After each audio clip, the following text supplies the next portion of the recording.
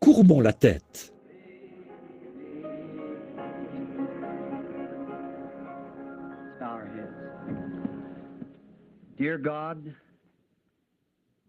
Dieu bien-aimé, cet après-midi, nous sommes heureux d'avoir le privilège de nous assembler encore une fois.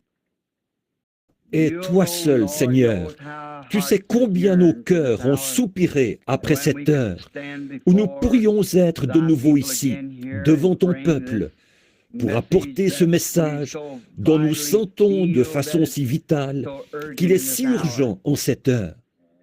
Tu nous as accordé ces quelques jours maintenant et nous prions, Dieu bien-aimé, que ta main miséricordieuse soit sur nous pour nous guider et nous diriger. Et donne-nous ces choses dont nous avons besoin, Seigneur, car nos cœurs désirent ardemment mieux te connaître. Nous voyons le grand champ de la moisson, blanc, mûr, et nous savons que le blé est prêt maintenant pour cette glorieuse époque du battage. Dieu bien-aimé, nous prions que tu fasses s'ouvrir la balle autour de nous. Puissions-nous reposer dans la présence du Fils ces quelques jours qui viennent et mûrir pour le royaume de Dieu. Bénis chaque chant qui sera chanté, bénis chaque prière et réponds à chacune qui sera priée, Seigneur. Sauve tous les perdus. Rappelle à la maison du Dieu vivant et à la communion fraternelle ceux qui se sont éloignés. Nous te prions, ô Dieu, de guérir tous les malades qui viendront sous notre toit. Accorde-le, Seigneur. Qu'il n'y ait plus personne de faible parmi nous à la fin de ces réunions. Et, Dieu bien-aimé, aussi pour nous-mêmes, nous qui nous disons l'Église aujourd'hui, les appeler à sortir, ceux tout autour du monde qui sont sortis de Babylone, pour être participants de cette merveilleuse communion en ce dernier jour. Nous te prions, ô Dieu, de vraiment bénir nos cœurs. Nous sommes véritablement affamés, Seigneur, et complètement vidés de toutes les choses du monde, pour autant que nous le sachions. Seigneur, nous avons déposé tous les fardeaux qui nous enveloppent si facilement. Et maintenant, courons avec patience dans la carrière qui nous est ouverte. Accorde-le, Père, et qu'à la fin de cette réunion, nous soyons des chrétiens plus entiers, plus forts, meilleurs que ce que nous étions en entrant. Que Dieu reçoive toute la gloire, car nous le demandons au nom de Jésus. Amen. Je pense que c'est un grand privilège ce soir que j'attends depuis assez longtemps. L'autre jour, je disais à ma femme, je deviens tellement impatient à attendre d'arriver au tabernacle. J'ai d'autres amis, bien sûr que j'en ai, dans le monde entier. Mais il y a quelque chose de spécial au sujet de ce tabernacle ici. J'ai été pris de la poussière de ce coin-ci quand Dieu m'a donné la vie sur terre. Et je pense que, s'il tarde, je serai enterré ici quelque part. Quand il viendra, il me trouvera quelque part par ici. Mais on dirait qu'il y a quelque chose quand je pense à Jeffersonville. L'autre jour, je me sentais tellement seul. J'ai dit à ma femme, j'ai la nostalgie. Et je ne sais pas de quoi j'ai la nostalgie, à moins que ce soit ces gens qui prient pour moi. J'ai dit, eh bien, tout ce que je peux faire, c'est de retourner faire quelques jours de réunion, voir si on ne peut pas apprendre quelque chose du Seigneur. Peut-être qu'il veut que nous sachions quelque chose. Et le grand sujet vital qu'on a devant nous maintenant, c'est le mariage et le divorce. Et s'il y a une question, il doit y avoir une réponse. Il ne peut pas y avoir de question sans qu'il y ait une réponse. Peu importe ce que c'est, il doit y avoir une réponse. Et si le Seigneur le veut, j'essaierai d'en parler dimanche matin. Et alors, demain soir, je pense qu'on sera là-bas, Elle s'appelle comment déjà, cette école? La salle Parkview. Comment? L'école secondaire Parkview. Combien ça vous sait? Bien, je pense qu'ils vont mettre des panneaux, n'est-ce pas, Fresneville? Il y aura... C'est un peu plus haut, à peu près 1 kilomètre. et il y aura un panneau. Vous tournez pour quitter la route. C'est un beau bâtiment en pente et il y a de quoi appuyer vos bras et prendre des notes de ce que vous voulez écrire et tout. Et je suis sûr que vous aimerez ça un peu mieux que comme vous seriez plutôt serré aux réunions ici, au tabernacle. Il y aura beaucoup de places de stationnement. Et je pense qu'il y a une petite consigne qu'on a promis de respecter. C'est qu'on ne doit pas arriver sur le terrain avant 18h30. Et à quelle heure? Je pense que ce serait une bonne idée qu'on arrive là-bas à 18h30. Maintenant, ils ont une autre salle, ici en ville, de 6000 places. Si ça va vraiment bien cette fois-ci, peut-être qu'ils nous laisseront avoir l'autre une fois, pour une grande réunion, peut-être dans le courant de l'été, que je rentrerai d'outre-mer. Et je pense que des places, il y en a... Combien est-ce qu'il y a de places là-bas? 4000. Alors, vous voyez, on ne manquera pas de place.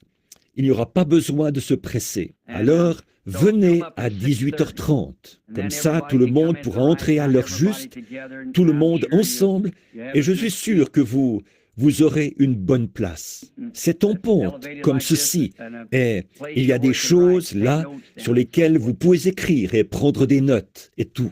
Et ça commencera, si le Seigneur le veut, maintenant, je pense, ce soir, comme c'est la réunion de prière du mercredi soir, la salle est à peu près pleine. Alors je pense qu'il vaudrait peut-être mieux aller là-bas demain soir. On l'a loué au cas où il n'y aurait pas assez de place pour tout le monde. On pourrait aller là-bas, mais je crois que ce serait mieux d'aller là-bas. Vous ne trouvez pas, Frère Neville, d'aller directement là-bas demain soir? Combien trouvent que c'est une bonne idée? Et là, vous aurez beaucoup de place. C'est déjà loué. C'est payé par des frères de l'Assemblée ici. Ça ne coûte que $50 par soir, ce qui est très... J'aimerais avoir ça partout, pouvoir avoir autant de place pour $50 par soir. Un bâtiment tout neuf, une belle estrade. Mais bien sûr, je pense bien qu'on va ramasser l'offrande. On ne veut pas que ses frères payent ça de leur poche. On va payer, les rembourser. Mais quand les frais et tout seront couverts, alors bien sûr, on pourra arrêter de ramasser l'offrande. S'il y a des étrangers avec nous, c'est un principe chez nous de ne jamais quêter, quémander, soutirer l'argent des gens. On fait passer le plateau à offrande et c'est un geste religieux. J'ai souvent essayé de ne même pas du tout faire passer le plateau à offrande, mais ça ne marche pas. Voyez, c'est que donner, ça fait partie de notre religion. C'est une partie de notre devoir. Peu importe si c'est juste une pièce de 10 cents ou quoi que ce soit, ou une pièce d'1 cent. Vous vous souvenez, un jour Jésus a vu une veuve qui passait, quand les riches mettaient beaucoup de leurs trésors dans le tronc. Et cette veuve est passée avec peut-être quelques enfants affamés à côté d'elle. Et elle a donné tout ce qu'elle avait, 3 pièces d'1 cent. Et Jésus a dit, qui a payé le plus?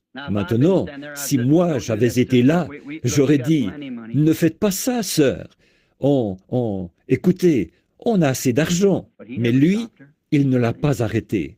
Voyez, il savait qu'il lui réservait quelque chose de mieux au bout du chemin. Alors, vous voyez, après tout, elle avait une maison dans la gloire vers laquelle elle allait. Et il ne l'a pas arrêtée. Il l'a laissé mettre ses 3 cents parce qu'elle tenait à le faire. Et il fallait qu'elle y tienne, alors qu'elle avait des enfants, qu'elle était veuve, et qu'elle n'avait que 3 cents pour vivre. Elle devait vraiment y tenir. Alors, vous voyez, quand les gens veulent donner, il faut leur donner l'occasion de le faire. Mais je pense à ceux qui se tiennent là. Et les gens qui disent, qui veut donner $50? Qui veut donner $20? Je pense que c'est dégradant pour votre intelligence. Je pense que les gens comprennent qu'il faut de l'argent pour organiser des réunions. Et je ne leur ai jamais laissé faire une chose pareille, les administrateurs. J'ai dit, quand vous devrez faire ça, alors il sera temps que je retourne au tabernacle. Alors, on n'aura pas besoin de le faire. Mais je crois vraiment qu'il faut faire passer le plateau à offrande pour que le culte soit complet. Alors, ils feront probablement passer un petit plateau offrande chaque soir. Et ils diront quelque chose comme « Eh bien maintenant, nous allons ramasser l'offrande ». Et ils feront passer le plateau offrande et ce sera tout. Et chaque soir, si le Seigneur le veut, je pense que le Seigneur m'a mis à cœur un message bien précis pour l'Église. J'ai passé plusieurs jours à prier et je ne vais pas commencer à en parler maintenant. C'est que l'autre jour, il s'est produit quelque chose de vraiment phénoménal, de vraiment merveilleux. Et j'ai bien hâte de vous en parler. Et maintenant, le sujet principal, je pense, pour lequel Billy disait que la plupart avaient appelé, c'était sur le mariage et le divorce. Ce qui est un sujet très, très important.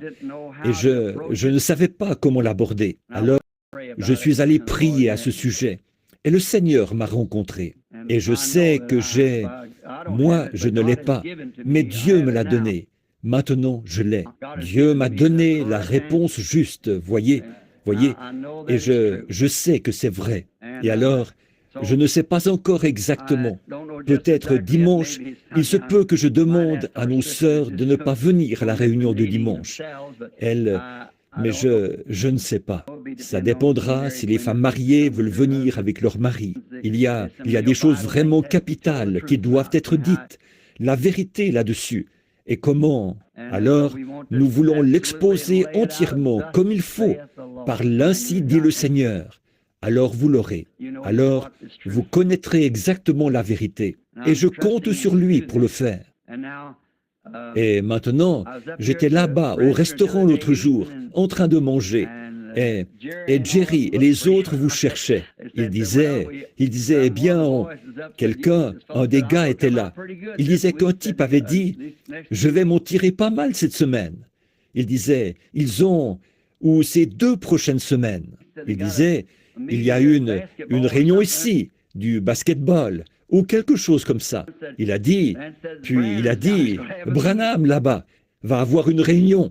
Il a dit, j'aurai beaucoup de monde à nourrir au Ranch House, un de ces restaurants là, et ils étaient très gentils. Et je suis très content de vous, parce qu'ils ont dit tout plein de bonnes choses à votre sujet.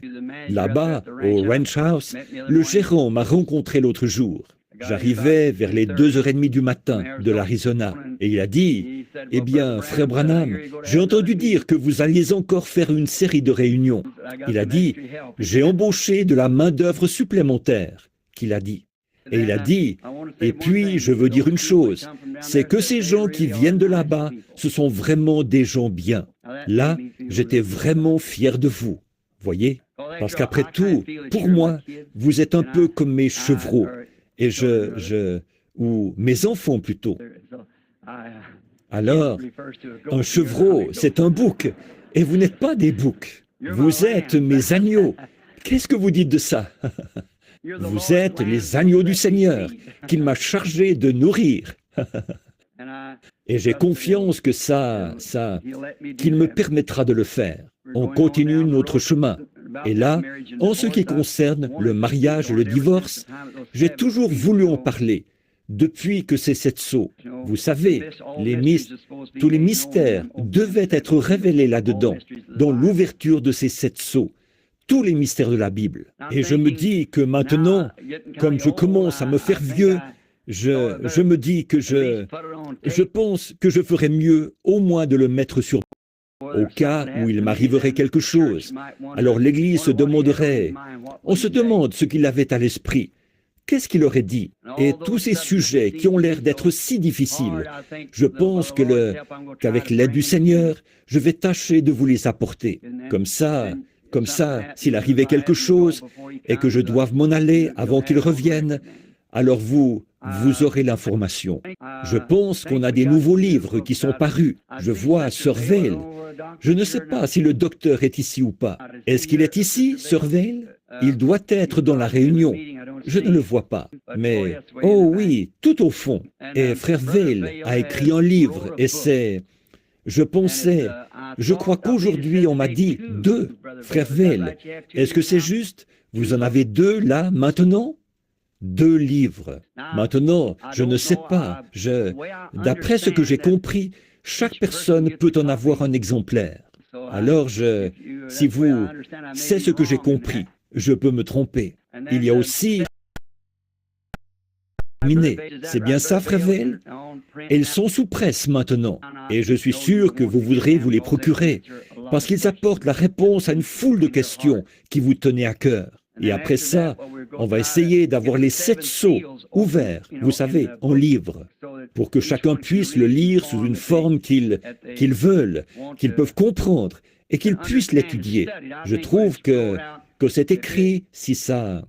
D'abord, on l'a pris directement de la bande, comme c'était écrit, ou dit. Vous savez, on peut apporter une prédication, c'est une chose, mais rédiger un livre, c'en est une autre. Vous voyez, comme s'il m'arrivait d'effleurer un sujet, comme je vous dirais à vous, vous comprendriez, je dirais, maintenant, la semence du serpent. Vous voyez? Eh bien, maintenant, celui qui lirait ce livre, si on transcrivait ça, il se demanderait, qu'est-ce que c'est que la semence du serpent? Vous voyez? Et il ne saurait pas. Si ça arrivait dans un endroit comme Princeton ou quelque part, alors il penserait qu'on est des gens sans intelligence. Alors, j'ai demandé à frère Vail de m'aider un peu avec ça, et de garder la même idée, et d'arranger la grammaire là-dedans. Et je suis certain que ma grammaire à moi, ce serait un mystère pour eux, sûrement. Alors, le frère Vail est vraiment fort là-dedans. Alors, il est comme un... Et puis, en faisant ça, je pense que notre précieux frère a dû y trouver un peu d'inspiration en plus, d'une certaine manière. Et il a dit qu'il allait lui-même écrire quelques livres en s'inspirant de ceux-là. Alors, il en a écrit un qui s'appelle, je crois, « Le prophète du XXe siècle » et un autre, « L'église de Laodicée », je crois, ou quelque chose comme ça. Et Billy m'a dit ça ce soir, que je crois qu'il en est arrivé plusieurs milliers aujourd'hui. Quelqu'un les a apportés du Texas. Et comme ça, ils seront ici. Et ils vont annoncer ça, je pense, à combien ils sont. Je pense qu'ils sont déjà payés. Je ne suis pas sûr. Et s'ils le sont, ils vous seront donnés, vous voyez, pour gratuitement. Et nous espérons qu'ils vous plairont. Si oui, serrez la main à frère Vail, là derrière, et dites-lui combien vous appréciez. Pour moi, je n'ai jamais lu ça. Si je les lisais, je pourrais changer d'avis là-dessus. Alors, je vais essayer de les lire cette semaine, pendant que j'en ai l'occasion, si je peux. Maintenant, comme on est mercredi soir, notre série de réunions commencera officiellement demain soir.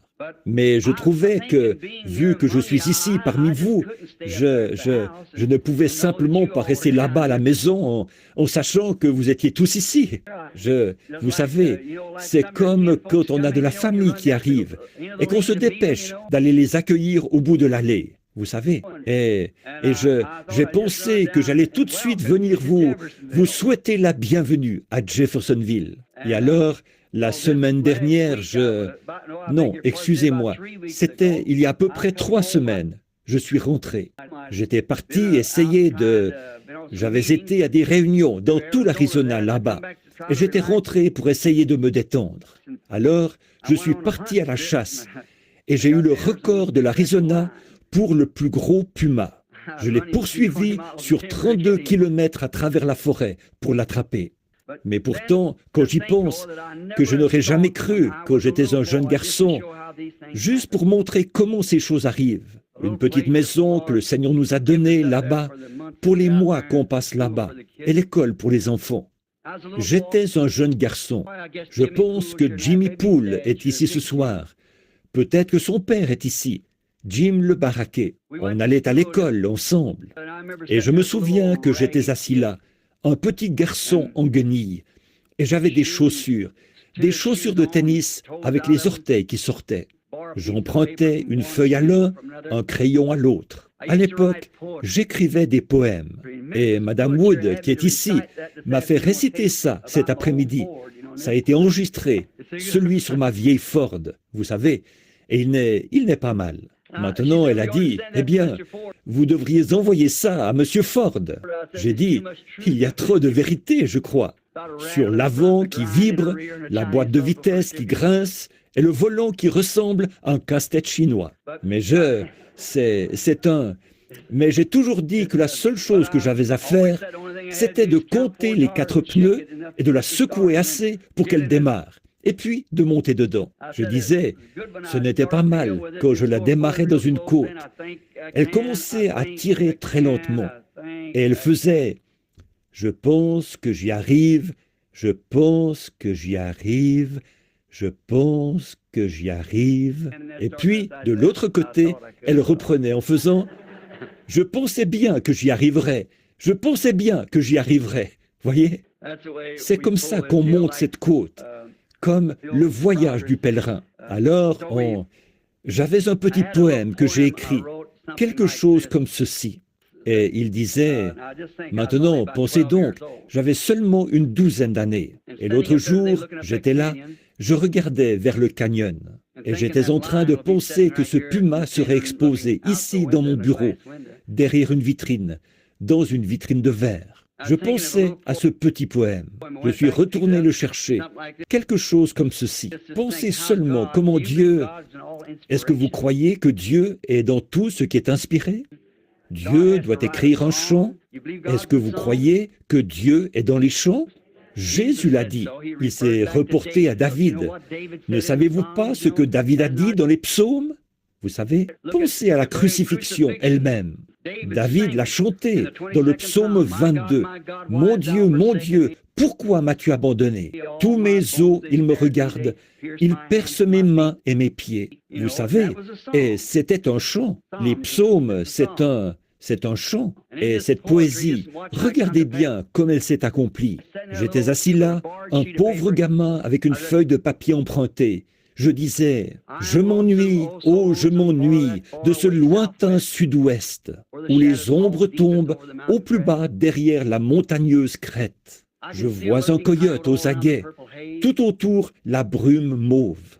J'entends hurler le loup gris dans le pâturage des bœufs. Quelque part dans un canyon, j'entends gémir un puma dans les lointains monts Catalina au bord de l'Arizona. 40 ans plus tard, je me retrouve dans ce même canyon, face à face avec ce puma. Oh Dieu, il y a un pays de l'autre côté du fleuve, quelque part, mes amis. Il est là, c'est tout, c'est certain.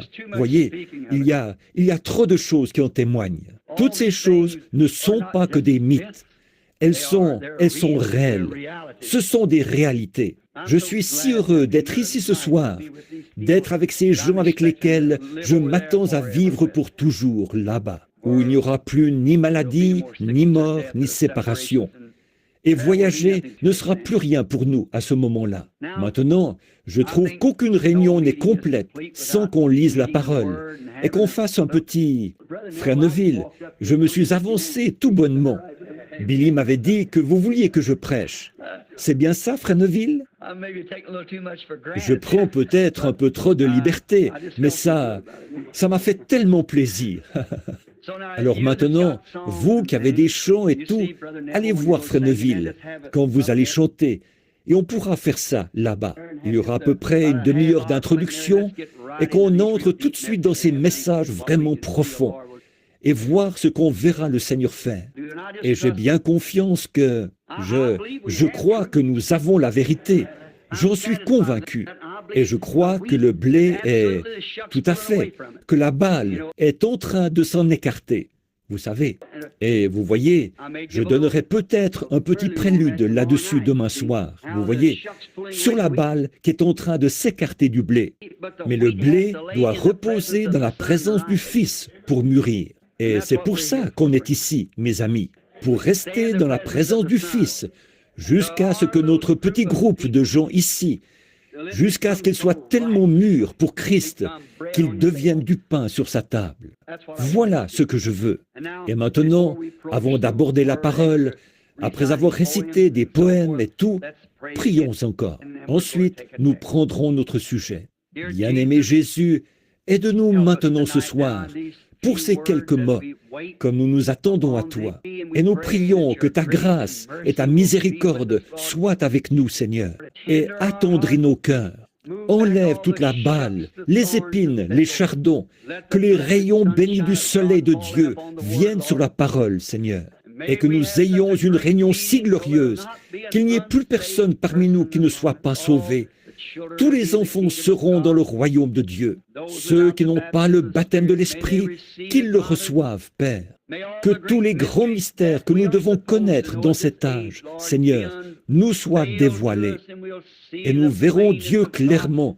Ainsi nous saurons comment nous comporter et comment agir, en nous corrigeant et en soumettant les membres de nos corps par la discipline de la parole, afin que nous sachions comment nous devons vivre en ce jour-ci, alors que le Seigneur Jésus est proche. Alors que je lirai de ta parole ce soir, Seigneur, il se peut qu'à cause de mon peu d'instruction, je réussisse à lire certains mots et peut-être que j'en prononce mal d'autres. Mais Seigneur Dieu, toi seul peux en faire sortir le contexte. Tu es le seul qui puisse le faire.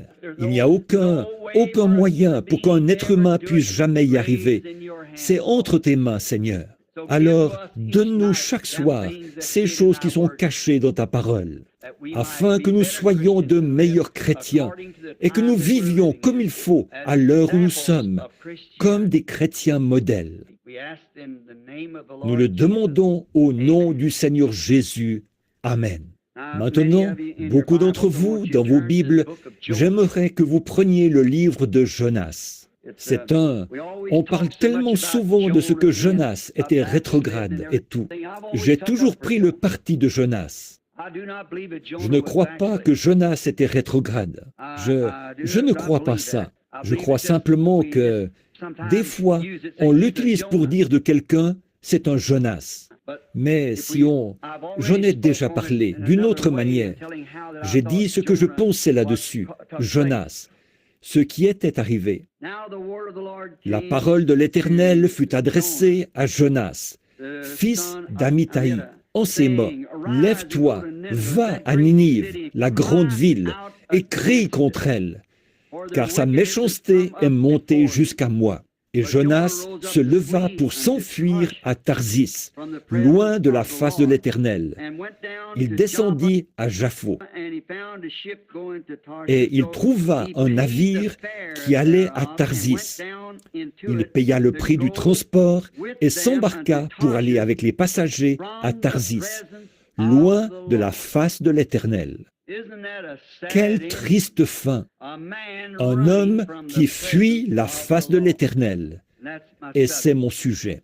Maintenant, d'abord, nous voulons penser à ceci. Jonas était la raison, la principale raison, je crois, pour laquelle il a fait cette chose extraordinaire là. C'est parce que Jonas était juif. Et il lui était demandé d'aller dans une ville des nations pour crier contre elle. Et il pensait qu'il ne serait pas reçu. En effet, les gentils se diraient: « Qu'est-ce que ce juif a à faire avec nous ?» Mais vous voyez, autre chose, ça nous fait voir quelque chose de glorieux ici. C'est que Dieu n'est pas seulement le Dieu des Juifs, mais il est aussi le Dieu des gentils. Il est le Dieu de tous les peuples. Il avait choisi les Juifs, c'est tout. Les Juifs étaient appelés le peuple choisi de Dieu. Ils avaient été choisis dans un but particulier. Et ce but, c'était de leur donner la loi. Et ils n'arrivaient pas à s'y conformer. Et il s'est simplement servi de ce peuple-là pour montrer qu'il était impossible de se conformer à la loi, qu'il était un Dieu de justice, et que la loi exigeait une vie droite. Mais il n'y avait pas de grâce dans la loi pour qu'un homme puisse s'en sortir. La loi n'avait pas expié de peine, mais il a fallu la grâce pour expier la peine que la loi nous avait imposée. Et ici, Jonas, un des petits prophètes de la Bible, a été appelé à descendre dans cette ville. Et là, on voit un exemple de nous tous. Chacun d'entre nous, on fuit toujours quelque chose. On fuit les difficultés, on fuit les responsabilités. On a tous tendance à faire ça. On est plus porté à fuir qu'à rester là et à faire face. Vous voyez, c'est simplement qu'on se met à fuir. Des fois, on est porté à fuir le travail. On ne veut pas travailler. Il y a des gens qui s'imaginent simplement qu'ils peuvent gagner leur vie sans travailler. Mais je pense, c'est Salomon qui a dit que c'est là qu'on peut trouver la réponse, en observant une fourmi. Vous savez, une petite fourmi. On m'a dit que si cette fourmi, chacune, s'il ne travaille pas pour faire des provisions, cette fourmi ne mange pas non plus cet hiver-là. Alors chacun doit travailler. On a tellement de choses qu'on doit faire, tellement de responsabilités auxquelles on doit faire face. Tout le monde doit faire face à une certaine responsabilité. Quand vous allez pour choisir votre épouse, pour vous marier ou choisir votre mari, vous devez prendre une responsabilité. Et alors, vous devez vous souvenir, peut-être que vous construisez une maison, une belle maison, jolie.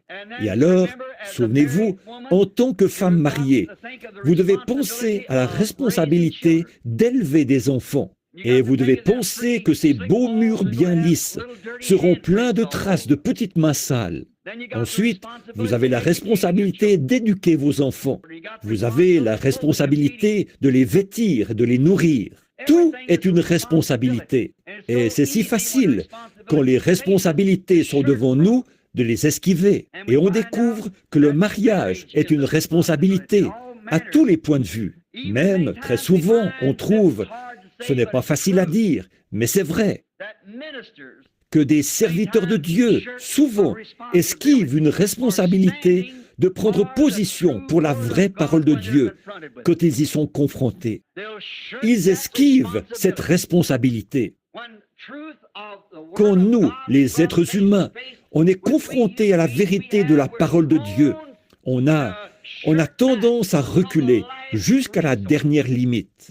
Je viens juste d'avoir une conversation avec mon petit-neveu là-bas. Il est catholique. Et j'ai baptisé ce garçon au nom de Jésus-Christ, ici, il y a quelques années. Et il s'est mis à sortir avec une fille, et il s'est fait catholique. Et j'ai tenu la main de sa mère quand elle était en train de mourir là-bas. Elle m'a dit, les derniers mots, prends soin de Melvin. Et dernièrement, il a eu des songes. Il ne peut simplement pas. Chaque jour, la semaine passée, il a eu des songes. Il a dit, j'entrais dans ton église, oncle Bill, et tu étais là, debout en train de prêcher. J'accourais pour me mettre à faire une confession.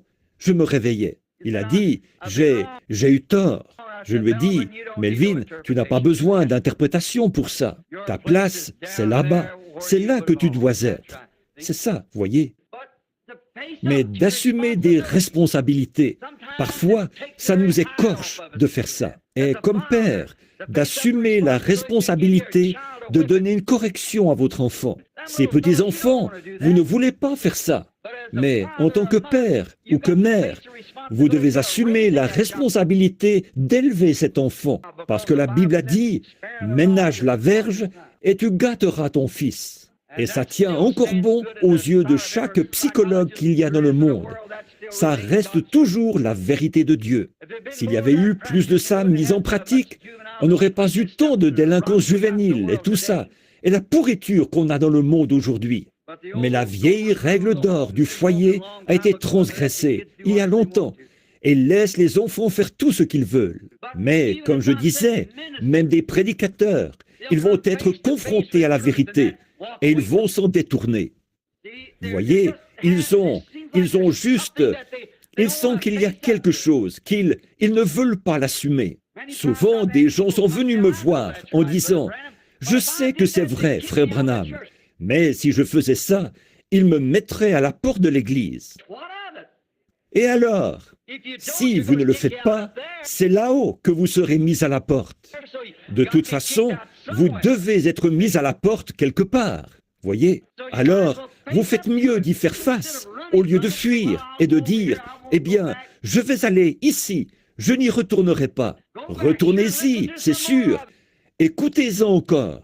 Sondez les Écritures.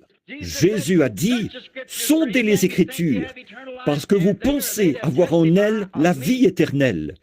Ce sont elles qui rendent témoignage de moi. Mais on découvre que les gens ne veulent pas faire face à ça. En étant amenés dans la présence de Dieu et de voir quand Dieu a fait une promesse et Dieu est tenu par cette promesse.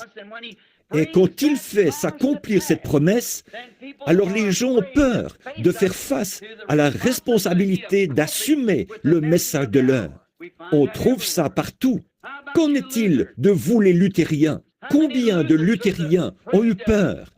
De gens ont eu peur d'assumer la vérité de Luther quand il est venu avec la justification. Regardez ce que ça vous a coûté. Peut-être votre propre vie, de sortir et de confesser ouvertement Jésus-Christ et de devenir un luthérien. Regardez, vous les méthodistes, comment c'était autrefois? On vous appelait des exaltés. Je pense que vous saviez ça. Et ils entraient dans l'esprit et ils étaient secoués par des spasmes. Et on disait qu'ils avaient la danse de Saint-Guy. Les maîtres, ça non, ce n'est pas des pentecôtistes, c'était des méthodistes, il y a bien des années. Et ils étaient secoués, et ils tremblaient, et tombaient sous la puissance de Dieu. Et on leur versait de l'eau sur la figure, et on les éventait avec des éventails. On pensait qu'ils s'étaient évanouis. Et maintenant, on vous considérait comme une bande d'exaltés. Mais vous avez dû, vos mères et vos pères, ont dû soit l'accepter, faire face à la vérité et au fait, soit la rejeter. Et vous, les pentecôtistes, qui avez reçu la restauration des dons, que le baptême du Saint-Esprit est sorti avec le parler en langue, et les dons de l'Esprit qui revenaient dans l'Église, eh bien, les méthodistes ont voulu vous mettre à la porte, et ils l'ont fait. Mais vous avez dû y faire face. C'est quelque chose que vous deviez faire. Qu'est-ce qu'il en est de la question quand elle est sortie du baptême au nom de Jésus-Christ? Et vous avez vu que c'était la vérité. Vous avez dû y faire face ou en faire quelque chose. Vous avez une responsabilité. Tout le monde en a. Et vous devez faire face à ces choses. Très bien.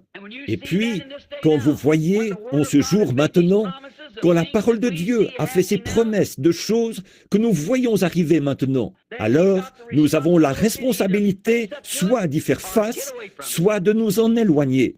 Vous ne pouvez simplement pas rester neutre. Vous devez y faire quelque chose. Quelque chose doit être fait. Vous ne pouvez pas entrer par la porte de cette église et ressortir la même personne que quand vous étiez entré. Vous êtes soit plus loin, soit plus près de Dieu, chaque fois que vous entrez ou que vous sortez. Oh, comme c'est facile pour les gens d'esquiver ces choses. Et je veux qu'on pense à celle-ci quand on commencera la série de réunions officielles demain soir.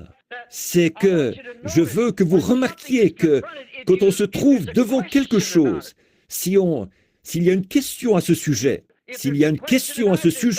il doit y avoir une réponse. Disons, par exemple, si je disais que je veux aller vers l'ouest et que vous m'indiquiez par là, eh bien, avant longtemps, je manquerai complètement mon but.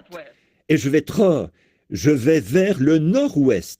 Bon, et si quelqu'un m'indiquait par ici et que j'y aille, je manquerais encore mon but. Je serais allé vers le sud-ouest. Eh bien, tant qu'il y a une question où se trouve l'ouest, il doit y avoir une réponse directe quelque part. Et quand ces questions se trouvent devant nous, sur les vérités bibliques, il doit y avoir la bonne réponse quelque part. C'est vrai, elle doit y être. Et quand on voit quelque chose présenté, je pense qu'au lieu de fuir, de dire « Oh, c'est absurde, je ne peux pas croire une chose comme celle-là. Je ne pourrais pas croire ça. Pourquoi ne pas prendre la Bible et s'asseoir et y faire face? Étudiez-le. En ce moment, vous êtes ici à la réunion. Examinez-le. Vérifiez-le vous-même avec la parole. Vérifiez la parole par la parole. C'est la seule manière de lui faire dire la vérité. Et elle doit dire la vérité de la Genèse à l'Apocalypse. Christ est la révélation de toute la Bible. En lui, Christ, toute la plénitude, l'accomplissement de toutes les prophéties de la Bible est réalisé sans condition en Christ Jésus, parce qu'il était Dieu manifesté dans la chair. Maintenant, quand on découvre ces choses, toutefois, qu'on y est confronté et qu'on entre dans une réunion et qu'on voit la puissance de Dieu en train d'agir et de faire des choses et de faire des œuvres surnaturelles, qu'on les voit s'accomplir, qu'on regarde dans la Bible et qu'on voit que c'est promis pour cette heure. Alors, quand on voit ces choses-là, alors on se trouve devant la responsabilité soit de l'accepter, je veux dire pour nous-mêmes.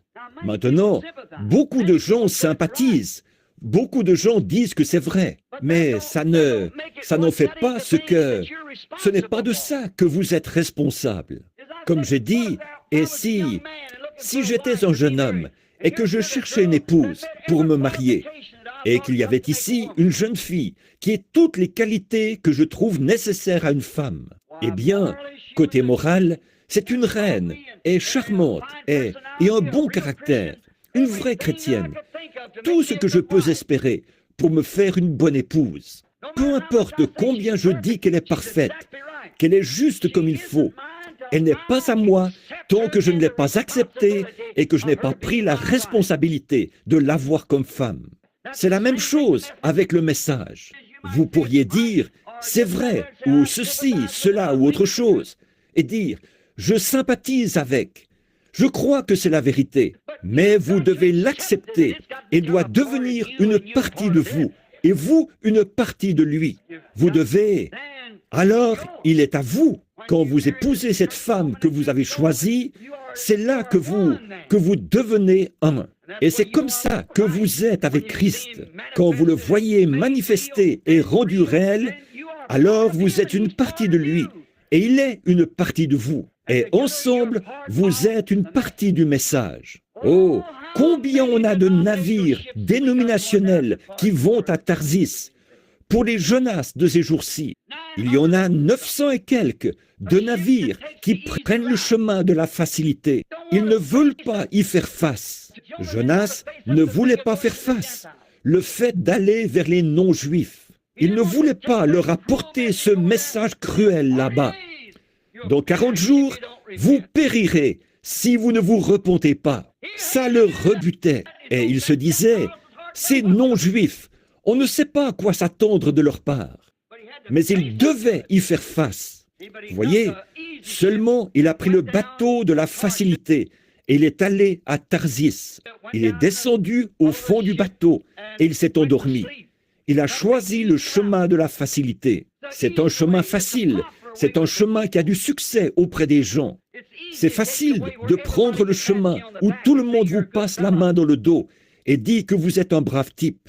Et voici un tel, et où le monde vous tient en haute estime.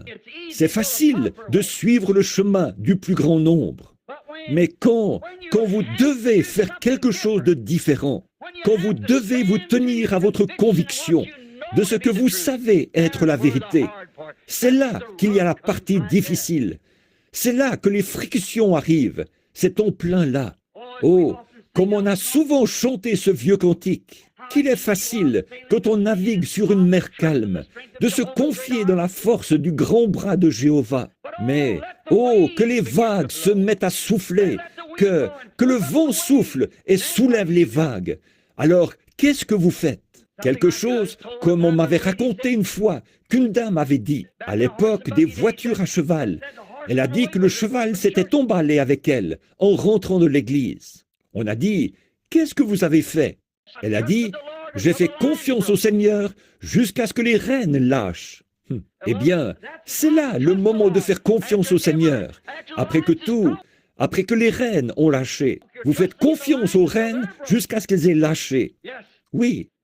Et alors, on découvre qu'il y a beaucoup de chemins faciles, de bateaux qui vont à Tarsis. C'est que c'est facile, pas de responsabilité. Ça va tout seul, vous avez tout qui vient, tout le monde vous aime bien. Et tout le monde, vous êtes un... Personne n'est en désaccord avec vous. Vous n'êtes en désaccord avec personne. Maintenant, ça, c'est une vraie lavette. C'est ça. Aucune personnalité. Tout passe. Oh, n'importe qui, peu importe qui vous êtes, ni ce que vous défendez. En fait, des gens qui ont l'esprit normalement tourné auront plus d'estime pour vous si vous tenez ferme sur votre conviction de ce qui est juste. C'est vrai, peu importe. Prenez une femme. Elle aura beau ne pas être très attrayante, et quoi qu'elle soit, mais que cette femme prenne position pour les principes de la féminité, qu'elle se tienne comme une dame. Et si n'importe quel homme a un tant soit peu de virilité en lui, il la défendra. Absolument. On apprécie quelque chose que quelqu'un a, qu'il croit être la vérité, et qu'il tient ferme pour ce qu'il pense être juste. Tellement mou. Voilà comment trop de chrétiens sont aujourd'hui. Ils sont si ramollis et tout, qu'ils pensent que tout ce qu'il y a à faire, c'est de se joindre à une église, entrer quelque part, mettre leur nom sur un registre ou faire un petit quelque chose, sauter, crier ou quelque chose comme ça, et appeler ça être chrétien. Être chrétien, c'est une vie de tous les jours, rude, vivre pour Dieu dans ce monde présence. C'est avoir le feu et l'amour de Dieu qui brûlent constamment dans le cœur, qui vous enflamment et qui vous font aller là-dehors avec les gens et faire des convertis à Christ, des responsabilités. Mais c'est facile de suivre le train du monde. C'est facile de suivre le courant. Allez là-bas, vous asseoir dans votre bateau sur la rivière. Prenez vos rames et mettez-vous à ramer à contre-courant. Vous n'allez pas bien vite et c'est dur. Mais lâchez seulement les rames et regardez à quelle vitesse vous passez devant les arbres en descendant. Mais regardez où vous allez. Quand les choses flottent facilement, souvenez-vous, vous allez vers une grande cataracte là-bas, en quelque sorte. Vous allez vers les chutes, et avant longtemps, vous allez être précipité dans ces chutes. De flotter simplement avec le monde, facilement, comme ça va. Vous ne voulez pas ça. Non, monsieur, mais vous devez accepter votre responsabilité. Maintenant, vous le croyez, et vous pensez que c'est la vérité. Et la responsabilité que Dieu nous a donnée aujourd'hui d'apporter ce message. Et comme je prends de l'âge, et je sais que mes jours raccourcissent, je ressens cette responsabilité plus que jamais. Avancez sans relâche, nous devons le faire. Nous devons nous y mettre partout où nous allons et annoncer le message et dire aux gens que Jésus-Christ revient, qu'il est Dieu et qu'il vient bientôt. Il ne reste aucun autre espoir pour le monde que la venue du Seigneur. Là-bas au fond, je vois des amis qui étaient avec moi là-haut quand l'ange du Seigneur. Ces gars qui sont assis ici, je pense qu'ils ont trouvé l'endroit où ça s'est passé là-haut. Et souvenez-vous simplement de ce que le Seigneur a dit ce jour-là à Freywood. Il montait la colline et il était en quelque sorte en train de pleurer parce que sa femme était malade. Et le Seigneur a dit, ramasse ce caillou et lance-le en l'air et dis, ainsi dit le Seigneur. Et j'ai fait ça. Et frère Wood est assis comme témoin. Et j'ai dit, frère Wood, il ne se passera pas longtemps avant que tu vois arriver quelque chose. Et le lendemain, pendant qu'on était debout là, nous tous ensemble, et beaucoup de ces hommes sont ici même ce soir. Un jeune prédicateur était là. Et il était j'ai remarqué, je venais de le rencontrer le soir d'avant. Il était dans notre camp. Il était monté pour être avec nous. Et il a dit, frère Branham, est-ce qu'il vous arrive d'avoir des visions dehors comme ceci? J'ai dit, oui monsieur, mais je viens ici pour m'en éloigner, en quelque sorte, pour me reposer un petit peu. Il a dit, j'ai dit, eh bien, bien sûr, il me montre des choses ici. Et j'ai dit, juste de l'autre côté de la colline ici, c'est là que les 7 anges sont apparus, là-bas. Il a dit, oui, je comprends. Il a dit, j'étais un des commanditaires de vos réunions là-bas en Californie. J'ai dit, eh bien, je suis bien content d'apprendre ça. Et pendant que je me tenais là, j'ai regardé autour et j'ai vu un docteur assez corpulent qui lui examinait les yeux. Et je l'ai entendu dire, vous allez perdre cet œil parce qu'il y a une allergie là-dedans. Et je l'ai soigné pendant 2 ans. Et vous allez perdre cet œil. J'ai dit, la raison pour laquelle vous m'avez demandé ça, c'est que votre docteur vous a dit l'autre jour que vous alliez perdre cet œil. Et il a dit, c'est vrai. Et il a regardé autour comme ça. Et j'ai vu sa mère enlever un de ses bas et tenir son pied sorti avec des petites tumeurs qui pendaient entre ses orteils, un peu partout sur sa jambe. Et elle a dit, « Si tu vois Frère Branham, dis-lui de prier pour ça. » Et je lui ai dit, « Votre mère a sorti son pied comme ça. » Et elle a dit qu'elle a plein de petites tumeurs partout sur ses orteils. Et comme ça. Et elle a dit, « Fais prier Frère Branham. » Il a dit, « Frère Branham, c'est la vérité. » J'ai regardé en arrière. Quand je l'ai fait, je l'ai vu qui se tenait là, en me regardant, comme ça. Les yeux, tout ce qu'il y a de plus clair. Je l'ai rencontré cet automne. Il avait de meilleurs yeux que n'importe qui dans le camp. Le Seigneur l'a guéri et lui a redonné la santé. Pendant que j'étais debout là, le Seigneur a dit, il m'a montré ce qui allait arriver. Le jugement va bientôt frapper la côte ouest. Et il a dit, va là-bas, à côté de ce foyer. Et j'avais une pelle à la main. J'ai marché pour aller par là. Et frère Roy Robertson, on le connaît tous ici. Il n'est pas ici ce soir, pour autant que je sache. Il est là-bas, en Arizona. Il est le président des administrateurs ici. Et je savais que c'était un ancien combattant. Et quelque chose allait se passer. Une belle matinée calme, vers les 10 heures du matin. Et les gars étaient tous là autour. On était 10 ou 12 en train de démonter les tentes, de dépouiller des sangliers et tout. Alors, j'ai marché autour, j'ai dit, « Roy, cache-toi vite. Quelque chose est sur le point d'arriver. » Je n'ai pas pu lui en dire plus. Mais j'étais à peine arrivé là-bas, et le tourbillon de Dieu est descendu du ciel. Et il a claqué comme... Il a fait trembler les collines. Il est entré dans cette montagne. Il a ouvert une tranchée tout autour, à environ 1,50 m au-dessus de ma tête. Et il a arraché la cime de tous ces arbres pendant que les pierres sortaient. Il est monté en l'air et il est redescendu avec un autre grand baptême. Et il a frappé la montagne d'un bout à l'autre. Et il a projeté les pierres comme ça. Il l'a fait 3 fois.